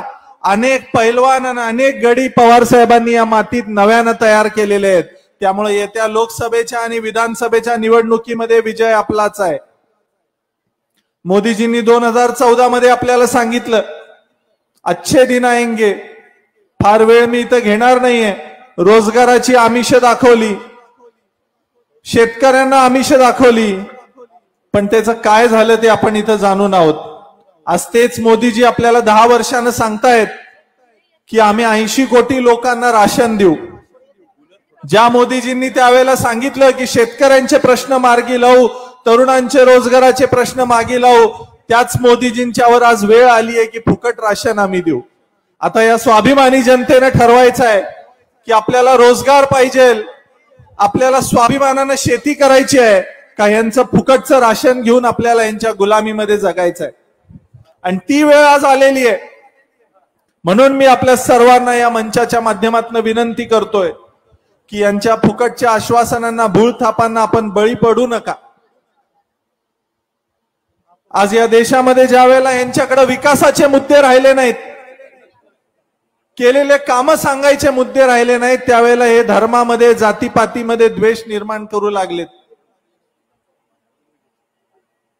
मला एकानं सांगितलं, मला बरेच फोन आले, मला ते म्हणाले की अहो आपण अहिल्यादेवींचे वंशज, आपण मल्हाररावांचे वंशज, आणि आपण तिकडे गेलात, आपण भाजपमध्ये असायला पाहिजे होतात. मला त्यांना एकच विचारायचं आहे का हिंदुत्वाचा ठेका फक्त भारतीय जनता पार्टीनं घेतलाय का? फक्त भाजप हिंदुत्ववादी आहे का? आम्हाला अभिमान आहे, आम्ही हिंदुत्ववादी आहोत, पण महाराष्ट्राचं हिंदुत्व, छत्रपती शिवाजी महाराजांनी शिकवलेलं हिंदुत्व हे सगळ्यांना बरोबर घेऊन जाण्याचं होतं.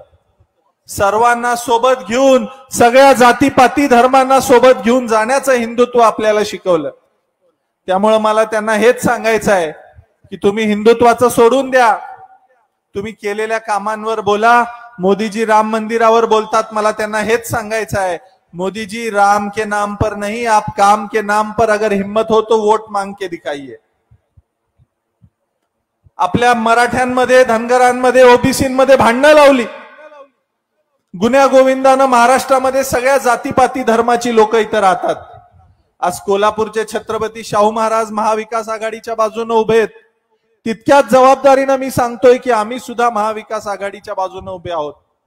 कारण ही लोकसभेची निवडणूक नसून लोकशाही वाचवण्याची निवडणूक आहे. गृहीत कुठेतरी आपल्या सर्वांना धरलं जातं.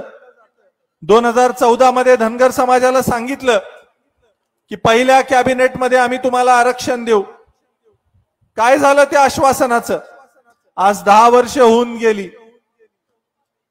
चारा योजना असतील, घरकुल योजना असतील, अनेक गोष्टींची आश्वासनं दिली, पण एक सुद्धा गोष्ट इथं पूर्ण झाली नाही. मला माझ्या सर्व धनगर बांधवांना आणि मराठा बांधवांना हेच सांगायचं आहे की ही लोक आपल्याला कुठेतरी गृहीत धरतात. आपण दिली त्यांना साथ मागच्या 10 वर्षामध्ये, पण काय मिळालं आपल्याला?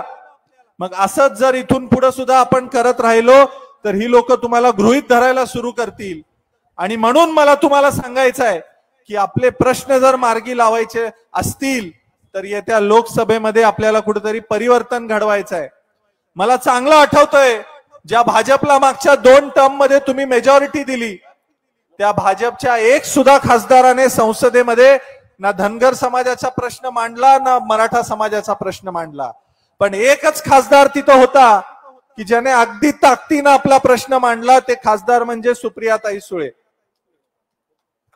अनेक प्रश्न असतील तिथं, ऊर्जेचा प्रश्न असेल, इंधनाचा प्रश्न असेल, शेतीमालाचा प्रश्न असेल, हे सगळे मुद्दे ताईंनी तितक्याच ताकदीनं मांडले. आणि म्हणून मला आपल्या सगळ्यांना सांगायचं आहे की ही महाराष्ट्राची भूमी ताराराणींची भूमी आहे, सावित्रीबाई फुलेंची भूमी आहे, अहिल्यादेवींची भूमी आहे.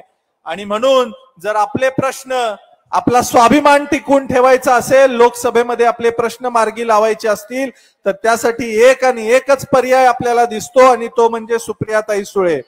त्यामुळे येत्या निवडणुकीमध्ये आपल्याला सुप्रियाताई सुळे यांच्या नावासमोरील तुतारी घेतलेला माणूस या चिन्हासमोरील बटन दाबून सुप्रियाताईंना आपल्याला प्रचंड मतांनी विजयी करायचा आहे. आणि हीच परिस्थिती संबंध महाराष्ट्रामध्ये असणार आहे, कारण महाराष्ट्राचं वारं फिरलंय. मी फार वेळ न घेता आपल्याला विनंती करतोय की ही लोकसभेची निवडणूक आपण हातात घ्यावी आणि यावेळेला या गुरमी भाजपच्या सत्तेला आपल्याला दाखवून द्यायचं आहे की महाराष्ट्राच्या स्वाभिमानाला जर तुम्ही हात लावाल तर महाराष्ट्राची स्वाभिमानी जनता हे खपवून घेणार नाही. जय हिंद, जय महाराष्ट्र. धन्यवाद. नमस्कार. व्यासपीठावरील सर्व मान्यवर, आपल्याला पोलिसांनी विनंती केली आहे की 2 वाजेपर्यंत सभा उरकायची आहे. त्याच्यामुळे मी फार वेळ भाषण करणार नाही.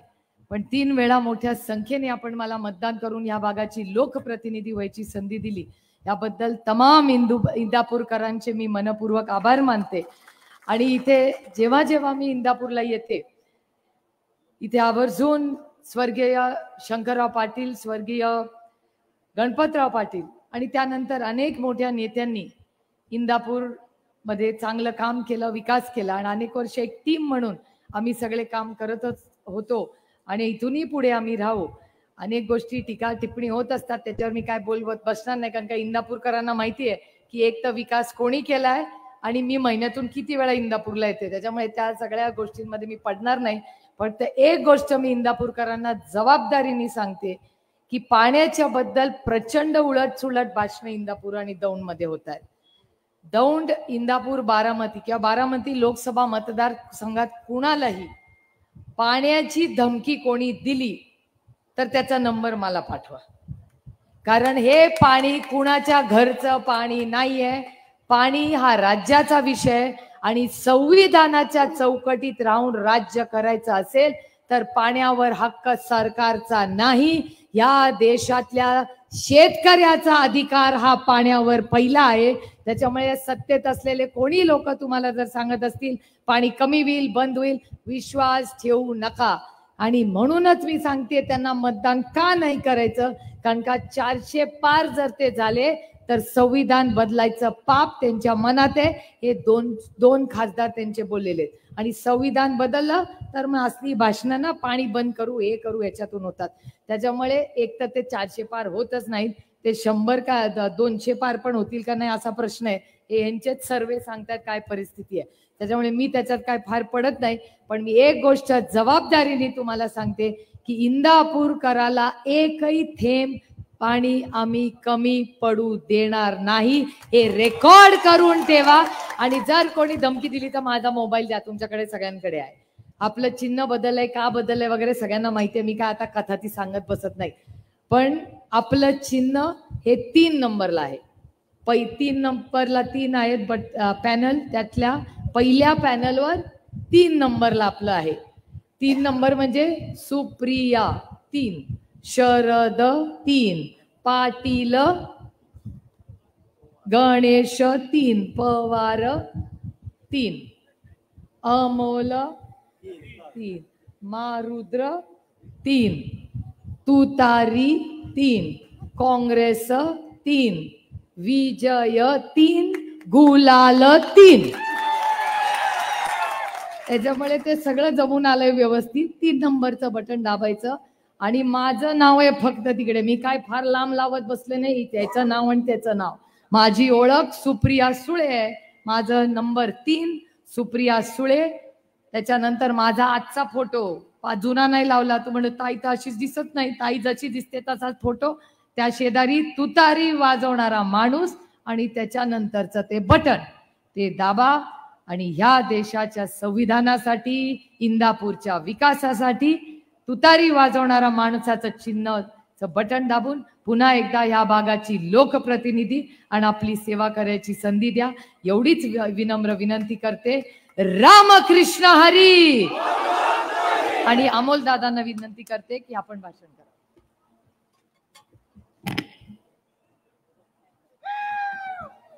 महाविकास आघाडी इंडिया आघाडीच्या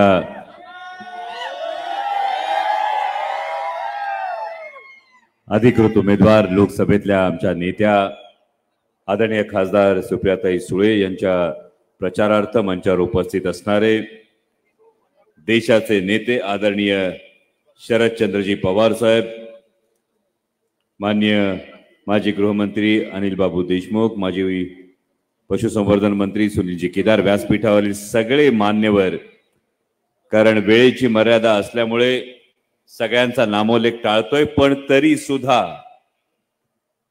आवर्जून भूषणराजे होळकर आपण उपस्थित राहिला त्याबद्दल मी आपलं मनापासून आभार मानतो।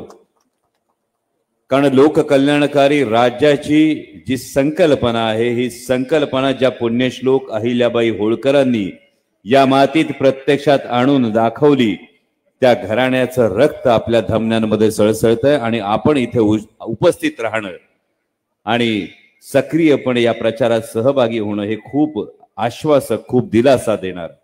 आणि इथं उपस्थित असणाऱ्या 2 माणसांचा फार आवर्जून उल्लेख करावा लागेल.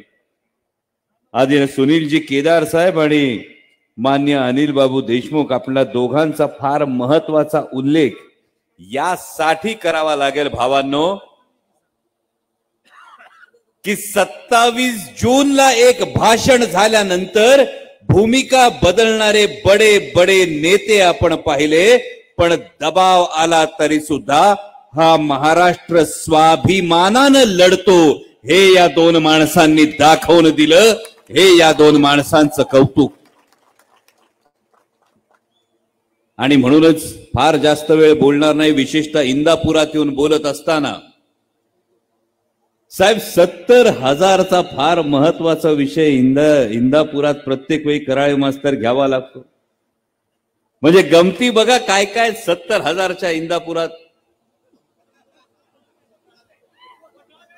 अहो चांगलं बी बोलतो. इंदापुराने गेल्या वेळी लीड किती दिलं ताईंना?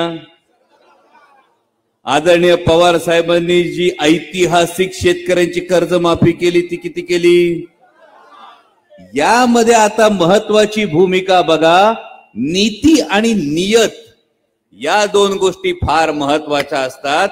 एकीकडं आदरणीय शरदचंद्रजी पवार साहेबांनी ऐतिहासिक 71,000 कोटींची कर्जमाफी केली, पण आजही सर्वसामान्य शेतकऱ्याच्या काळजात पवार साहेबांचं तेच स्थान कायम आहे. आणि दुसरीकडे 27 जूनला भोपाळमध्ये देशाचे माननीय पंतप्रधान 70,000चा आकडा कुठल्या तरी वेगळ्या विषयात बोलले आणि भूमिका कोणी बदलली आणि त्यांची आता आपल्या काळजात काय जागा आहे ही गोष्ट लक्षात ठेवा. त्यामुळे तिकडे पंतप्रधान म्हटले 70,000 कोटीचा घोटाळा, बोलले का नाही? आपण काय बोललो का? कोण बोललो? मग माननीय पंतप्रधान बोलल्यानंतर जे भूमिका बदलतात आणि भूमिका बदलल्यानंतर त्या दिवशी खरोखर मी हे जे विधान जेव्हा ऐकलं, वावराचं वाळवंट करण्याची जेव्हा भाषा, वावराचं वाळवंट होईल ही जेव्हा भाषा वापरली जाते, तेव्हा खऱ्या शेतकऱ्याच्या काळजाला काय घरं पडतात हे त्या शेतकऱ्याला ठाऊक असतं. आणि जो कुणी अशी जर नियत ठेवत असेल, जर कुणी अशी अपेक्षा, असा कुणी शब्द बोलत असेल, तर त्या माणसाला सच्चा शेतकरी कधीच साथ देणार नाही. कारण सच्च्या शेतकऱ्याला आता माहिती आहे, घड्याळाला मत म्हणजे, घड्याळाला मत म्हणजे कुणाला मत? घड्याळाला मत म्हणजे कुणाला मत? मग विचार करा, जे शेतकरी दिल्लीच्या सीमांवर आंदोलन करत होते, वर्षभर आंदोलन करत होते, 750 शेतकऱ्यांना जीव गमवावा लागला. हा कोणामुळे गमवावा लागला? मोदी सरकारच्या या धोरणांमुळे गमवावा लागला. जे शेतकरी आंदोलन करत होते, भारतीय जनता पक्षाच्या एका मंत्र्यानं निर्घुणपणे त्यांना गाडी खाली चिरडलं. ही शेतकऱ्यांची नीती ज्या मोदी सरकारची आहे, ज्या भारतीय जनता पक्षाची आहे, त्या भारतीय जनता पक्षाची चावी आजकाल घड्याळाला लागती असं म्हणतात. मग घड्याळाला मत कसं द्यायचं भावांनो? पण एक गोष्ट मात्र तेवढीच करा, एवढं सांगून फक्त आपली रजा घेतो. गेले 2-3 दिवसापासून इथं फोन लय वाढले असते. वाढले का नाही? आणखी 2-4 दिवस फोन वाढतील.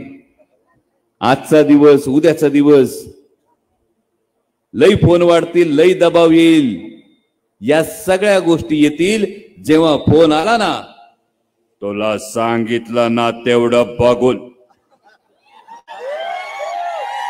प्रामाणिकपणे एवढंच म्हणा, हाच दम केंद्र सरकारला द्या ज्यांनी आमच्या खताच्या किमती वाढवल्यात. हाच दम मोदी सरकारला द्या ज्यांनी आमची कांद्याची निर्यात बंद केली. हाच दम सरकारला द्या ज्यांनी आमच्या दुधाचा भाव पाडून ठेवला. जर दम द्यायचाच असेल तर लोकांचं भलं होईल अशा ठिकाणी दम दिला तर लई बरं वाटेल. एवढं प्रामाणिकपणे सांगा. आणि हे प्रामाणिकपणे सांगत असताना हे विसरू नका भावांनो, की आदरणीय शरदचंद्रजी पवार साहेबांची तुतारी, राष्ट्रवादी काँग्रेस पक्षाची तुतारी ही महाराष्ट्राच्या स्वाभिमानाची तुतारी. आज अभिमान वाटतो इंदापुरात येऊन या सभेमध्येच आपल्याला संबोधित करत असताना, कारण मी एका अशा उमेदवाराचा प्रचार करतोय, मी अशा खासदारांचा प्रचार करतोय की आमच्या ताई जेव्हा संसदेत बोलायला उभ्या राहतात तेव्हा पंतप्रधानापासून ते विरोधी पक्षातल्या प्रत्येक खासदाराला कान देऊन ऐकावं लागतं. अख्खा देश त्यांचं भाषण ऐकत असतो, अख्खा देश त्यांचे विचार ऐकत असतो.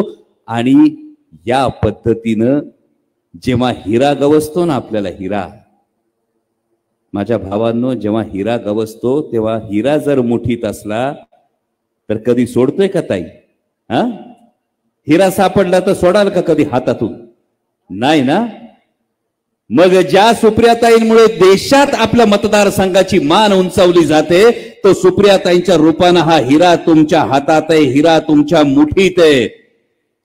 आणि कायम मी एक गोष्ट सांगतो, लेकीचा बाप आहे म्हणून सांगतो, जगात असा एकही बाप नसेल की लेक जन्माला आल्यानंतर तिला पहिल्यांदा कुशीत घेतो तेव्हा त्याच्या डोळ्यातून अश्रू निघत नाही. आणि जगात असा एकही बाप नसेल लेकीची पाठवणी करताना जो भावूक होत नाही. आणि त्यामुळे लेक ही बापाचा जसा अभिमान असते त्याच पद्धतीनं सुप्रियाताईंनी बारामती लोकसभा मतदार संघाचा अभिमान अख्ख्या देशात उंचावलाय. आणि त्यामुळे ही तुमच्या प्रत्येकाची जबाबदारी भावांनो, चूक करू नका. 7 तारखेला अजिबात चूक करू नका. हा, पण माननीय पंतप्रधानांचं म्हणणं जरूर ऐका. खरं सांगतो पत्रकार बांधवांनो, पण कधीच ऐका, आजचं नाही, 2014चं ऐका. 2014ला माननीय पंतप्रधानांनी सांगितलं होतं, जाताना मतदानाला जाताना गॅस सिलेंडरला नमस्कार करून जा. सांगितलं होतं का नाही? होतं का नाही? आता 7 तारखेला मतदानाला जाताना त्याच गॅस सिलेंडरला, त्या गॅस सिलेंडरच्या बाजूला खताची गोण ठेवा. त्याच्यावर त्यांचा फोटो आता नसल, पण त्या गॅस सिलेंडरच्या बाजूला एक खताची गोण ठेवा. त्या गॅस सिलेंडरची 400 रुपयावरून 1200 रुपये किंमत झाली. आमच्या खताच्या गोणीची 450 रुपयावरून 1600 रुपये किंमत झाली. त्यामुळे गॅस सिलेंडरला 3दा नमस्कार करा, खताच्या गोणीला 3दा नमस्कार करा. आणि मतदान केंद्रात जाऊन तुतारी वाजवणारा माणूस या चिन्हा समोरचं बटन दाबा. एवढीच तुम्हाला कळकळीची विनंती करतो आणि थांबतो. धन्यवाद. जय शिवराय.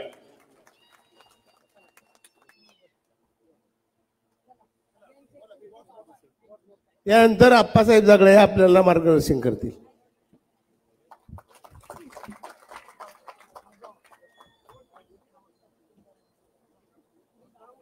बारामती सभेच्या लोकप्रिय उमेदवार आदरणीय सुप्रियाताई सुळे यांच्या प्रचारासाठी उपस्थित असलेले महाराष्ट्र राज्याचे माजी मुख्यमंत्री आणि तुम्हा आमचा सर्वांचे आदरणीय पवार साहेब, सन्माननीय व्यासपीठावर असलेले सर्व मान्यवर, आज आपण साहेब एक सुद्धा लोक जवळजवळ 3 तास बसलेत, पण तुमच्या प्रेमापोटी या ठिकाणी एक सुद्धा माणूस या ठिकाणी हल्लेला नाही. याचं एकमेव कारण आहे, गेल्या 6 महिन्यापासून साहेब ह्या लोकांनी ठरवलेलं आहे की तुतारी वाजणाऱ्या माणसाला आपण मतदान या ठिकाणी करणार आहे म्हणून. फक्त 7 तारखेची वाट पाहतायत आणि 7 तारखेच्या नंतर या लोकांना धमक्या दिल्या जात आहेत की 7 तारखेनंतर तुम्हाला कोण आहे. मित्रांनो, 7 तारखेनंतर कोण आहे तर महाराष्ट्राचा वस्ताद आदरणीय पवार साहेब आहे. हे गोष्ट लक्षात घ्या तुम्ही. आम्ही धमक्याला घाबरणार नाही, आम्ही तुमच्या कशाला घाबरणार नाही. या लोकांनी ठरवले की महाराष्ट्राचा सह्याद्री पर्वत 1 इंच सुद्धा हलवून द्यायचा नाही. हा महाराष्ट्राचा सह्याद्री पर्वत जागच्या जागेला राहायला पाहिजे, अशा प्रकारचा निर्णय सर्वसामान्य लोकांनी साहेब घेतलेला आहे. आज आपण पाहतोय साहेब, जास्त काय बोलत नाही, वेळ खूप झालेला आहे, परंतु आपल्याला या 2 दिवसामध्ये एवढी काळजी घ्यायची साहेब. हा 15 दिवस कार्यकर्ता मनापासून झटला, कुठल्याही प्रकारची अपेक्षा केली नाही, जे आहे ती खाल्लं, स्वतःच्या गाडीत पेट्रोल टाकून हे लोक फिरली, परंतु सुप्रियाताईचा प्रचार या ठिकाणी केलेला आहे. पण आपल्याला राहिलेल्या 2 दिवसामध्ये हे काळजी घ्यायची गरज आहे की उद्यापासून किंवा आज संध्याकाळपासून सुरू होणार आहे, घ्यायचं पण बटन कुणाचं दाबायचं, सुप्रियाताईच्या तुतारी वाजणार. आलेले पैसे कुठून आलेत हे तुम्हाला माहित आहे. त्यामुळं मला कार्यकर्त्याला विनंती करायची की आपला हा महाराष्ट्रातला मातीतला शेतकरी आहे. या महाराष्ट्रात जन्मलेला आपण सर्वसामान्य कुटुंबात जन्मलेले या ठिकाणी मतदार आहे. मतदार बंधू भगिनींना मला एवढे विचार करायचा आहे, विचार सांगायचा आहे की खऱ्या अर्थानं साहेबांनी गेल्या 50 वर्षामध्ये आपली प्रामाणिकपणे सेवा या महाराष्ट्रात केलेली आहे. आज या वयामध्ये साहेबांच्या पायाकडे पाहावा, पायाकडे आज ते पाय सुजलेले आहेत आणि मतदानाला जाताना सुद्धा या पायाची आठवण करा, या जमिनीची आठवण करा आणि सुप्रियाताईला निवडून द्या. एवढंच मी ठणकावून सांगतो. आणि उद्या 7 तारखेनंतर ज्यावेळेस निवडणूक होईल, हा आप्पासाहेब जगदाळे तुमच्या पाठीमागं खंबीरपणाने उभा राहतो. कोणत्याही संकटाला न घाबरता. अरे कोण माणसं जन्माला आली, मुंगी सुद्धा चावते, आम्ही तर हत्तीसारखी माणसं आहे. काय तुमचं धाडस आहे या लोकांना त्रास द्यायचं.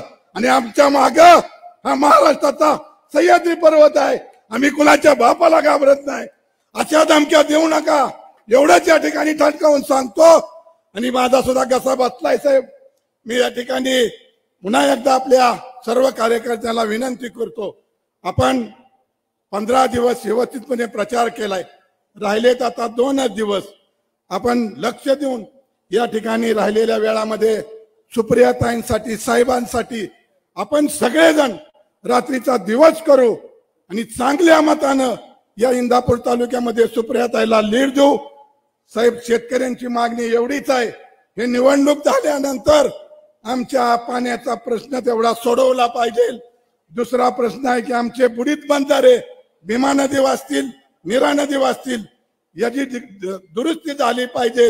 अनेक वर्ष या सरकारने या ठिकाणी लक्ष दिलं नाही. गेले 7-8 महिने या सरकारने निवडणुका, फोडाफोडी एवढंच राजकारण केलंय. जनावराला वैरण नाही याकडे लक्ष नाही, प्याला पाणी नाही याकडे लक्ष नाही. तर साहेब, आमची हात जोडून तुम्हाला विनंती आहे, आमचे बंधारे जून महिन्याच्या आत ही निवडणूक झाल्यानंतर दुरुस्त झाले पाहिजे. ते कसेही असू द्या, खाजगीतून करा, सरकारी यातून करा, पण नीरा नदीवरले बंधारे, भीमा नदीवरती बुडीत बंधारे झाले पाहिजे. आणि येणारं पाणी खडक वसल्याचं असो, कुठलंही असो, या लोकांना वेळेवर मिळावं एवढीच अपेक्षा या लोकांची आहे. आणि मी या ठिकाणी पुन्हा एकदा सांगतो, 7 तारखेला मी विश्वास देऊ का साहेबाला, मी विश्वास देऊ का साहेबाला, तुमच्या वतीनं विश्वास देऊ का साहेब. हा मतदारसंघ 100% तुम्हाला लीड दिल्याशिवाय राहणार नाही. दोन्ही हात वर करून सगळ्यांनी विश्वास द्या साहेबाला. आम्ही प्रामाणिकपणे काम करू, कोणत्याही आमिषाला बळी पडणार नाही, हा सुद्धा विश्वास साहेबांना द्या. एवढंच बोलतो आणि माझे 2 शब्द संपवतो. जय हिंद, जय महाराज. धन्यवाद आप्पासाहेब. यानंतर ज्येष्ठ नेते माननीय बाबासाहेब चौरे आपल्याला मार्गदर्शन करतील. माननीय बाबासाहेब चौरे. आपल्या सर्वांचे, शेतकऱ्यांचे जाणते राजे, 84 वर्षाचा योद्धा की ज्याच्याकडे बघितल्यानंतर सुद्धा माझ्यासारख्या 68 वर्षाच्या माणसाला हत्तीचं बळ येतं, ते आपले सर्वांचे, शेतकऱ्यांचे लाडके नेते आदरणीय शरदचंद्रजी पवार साहेब, आपल्या लाडक्या खासदार संसदरत्न सुप्रियाताई सुळे, या व्यासपीठावर उपस्थित असलेले माजी मंत्री अनिलजी देशमुख साहेब, आणि या व्यासपीठावर असलेले राष्ट्रवादीचे अध्यक्ष ॲडव्होकेट देशीय पाटील, कार्यकारी अध्यक्ष गंगावळणचे आपले महारुद्र पाटील, ज्यांनी आपल्याला भिवू नका अशा पद्धतीचा आधार दिला, त्या या तालुक्याचे वस्ताद माननीय आप्पासाहेब जगदाळे पाटील, आणि या ठिकाणी उपस्थित असलेले सर्व तरुण मंडळ आणि माझी शेतकरी बंधूंनो, आज 35 वर्ष भारतीय जनता पार्टीमध्ये स्वखर्चाने स्वनिष्ठेनं काम करत असून सुद्धा या नवीन झालेल्या पक्षाची धोरा पुन्हा सांभाळण्यासाठी शरदचंद्र पवार साहेबांच्या या स्वच्छ पक्षामध्ये भारतीय जनता पार्टीमध्ये काम करत असताना अटल बिहारी वाजपेयींनी भयमुक्त भारत, भ्रष्टाचार मुक्त भारत नारा दिला आणि आमच्या सारख्या तरुणांनी वाहून घेतलं. त्यांना 2 खासदाराच्या असताना सुद्धा पंतप्रधानापर्यंत देण्याच्या देशाच्या तरुणांनी काम केलं. आता काही लोक बोलतात तुमचे तर 10 लढवतात, कसं होणार? अरे आमचे 10 असू दे, 2 वरून जर पंतप्रधान या देशाचे नागरिक करू शकतात तर 10 वरून पुन्हा एकदा कामाला सुरुवात करून नक्की आम्ही या पवार साहेबांना एकदा पंतप्रधान करून दाखवू. या जिद्दीनं पवार साहेब ही दाढी राखली आहे. मी आयुष्यात कधी दाढी नव्हती. भ्रष्टाचार मुक्त सरकार, अटल बिहारींचं ना खाऊंगा ना खाणे दूंगा. एक खासदारासाठी घोडेबाजार केला नाही. सरकार सोडलं, जनतेमध्ये आले, त्यांना तुम्ही पुन्हा पंतप्रधान केलं. त्या सरकारचे पुढच्या पिढीचे त्या देशाचे प्रधान सेवक काय करताय? त्याच्या मागे ईडी लाव, त्याच्या मागे सीबीआय लाव, त्याला धमकव, त्याला जवळ घे, त्याच्याशी हितकुज कर, त्यांचा दाढीवाला दुसरा डायलॉग कर, तू किती गेले मग डील कर आणि त्यांना आपल्या मांडी शेजारी बसव, त्यांना सत्तेचं गाजर दाखव, त्यांच्या सत्ता दे आणि त्यांना आपल्या भ्रष्टाचाराचं पांघरून घालून भ्रष्टाचाराची ही एक मायभूमी भारतीय जनता पार्टीला बनवली. भ्रष्टाचाराचा आधारस्तंभ भारतीय जनता पार्टी झाली. अशा माझ्यासारख्या शुद्ध चारित्र्याच्या माणसाला तिथं दम घुटवणारी घटना झाली. म्हणून परवा साहेबांना फोन केला. तुमचा पक्ष नवीन आहे, तुमच्या पक्षातनं ज्याच्यावरती ईडीच्या चौकशा आहेत ते सगळे आता तुमच्या पक्षाला सोडून भारतीय जनता पार्टीत गेलेत. त्या राजकारण्यांच्या ह्याच्यामध्ये माझ्यासारख्या प्रामाणिक माणसांचा दम घोटतोय. याला श्वास घेण्यासाठी पक्ष कुठला पाहिजे? तर जो पक्ष स्वच्छ झालाय, जो पक्ष प्रदूषितापासून मुक्त झालाय, अशा पक्षामध्ये, भ्रष्टाचार मुक्त पक्षामध्ये मी मोकळा श्वास घेण्यासाठी शरद पवार सारख्या 85 वर्षाच्या योद्ध्याला साथ देण्यासाठी 68 वर्षात माझ्या हत्तीचं बळ आलं आणि साहेब आपल्या विद्यापीठाच्या शाहू फुले आंबेडकर विचारधारा घेऊन तो चाललाय. त्या शेतकऱ्याच्या साथ देण्यासाठी कोणतंही पद, कोणताही पैसा, कोणतीही गाडी, कोणतंही घोडं काय आम्हाला नकोय. अशा असताना सुद्धा काम करण्यासाठी तुमच्याकडे आलोय. शेतकऱ्यांना हे देशामध्ये स्थान मिळावं, शेतकरी सुखी तर देश सुखी, ही कल्पना साकार करण्यासाठी तुमच्याकडे आलोय. तुम्ही मला 81 साली आजच या वेळेला स्वयंवर नगर कार्यामध्ये धोंडेबदाजीबा खोमडे स्वतंत्र सैनिकाच्या निमंत्रणाला मान देऊन अक्षता टाकून मला एक आशीर्वाद दिला होता. आज 43 वर्ष झाली साहेब, त्याची आठवण झाल्याशिवाय राहत नाही. पुन्हा एकदा मला तुम्ही तुमचे हा जो स्वप्न शेतकऱ्यांना सुखी करायचं त्याच्यासाठी आशीर्वाद द्या. ह्या कार्यकर्त्यांबरोबर कोणतेही अपेक्षा न ठेवता काम करीन आणि आपल्या जे महाराष्ट्राच्या सह्याद्रीचा परवा अपमान देशाच्या पंतप्रधानांनी केला, भटकता आत्मा, अतृप्त आत्मा, ही जी संज्ञा दिली साहेब, ती महाराष्ट्रातल्या तरुणांच्या मनाला ठेच पोचणारी घटना आहे. येत्या 7 तारखेला आपण तुतारीच्या चिन्हावर बटन दाबून सुप्रियाताईला तर विजयीच कराल, पण ह्या इंडिया आघाडीच्या सर्व उमेदवाराला विजय करून आपल्याला हे पवार साहेबांना ज्यांनी हिणवलं त्यांना अबकी बार 400 पार म्हणलंय, पण आता जनता म्हणते अबकी बार यांना हद्दपार. तुम्ही हद्दपार केल्याशिवाय राहणार नाही. तुमच्याकडून ही अपेक्षा करतो. रजा घेतो साहेबांना पुढच्या रस्त्यावर जायचं असल्यामुळं जास्त वेळ घेत नाही. धन्यवाद. धन्यवाद चौरे साहेब. यानंतर माजी मंत्री माननीय अनिलजी देशमुख साहेब आपल्याला संबोधित करतील.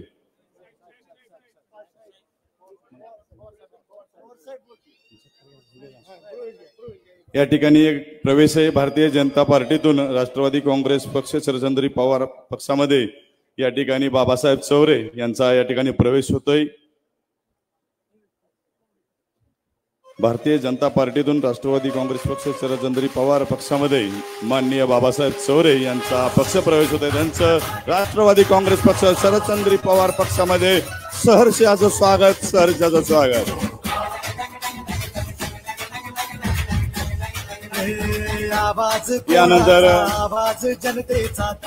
यानंतर देशाचे नेते, शेतकऱ्यांचा जाणता राजा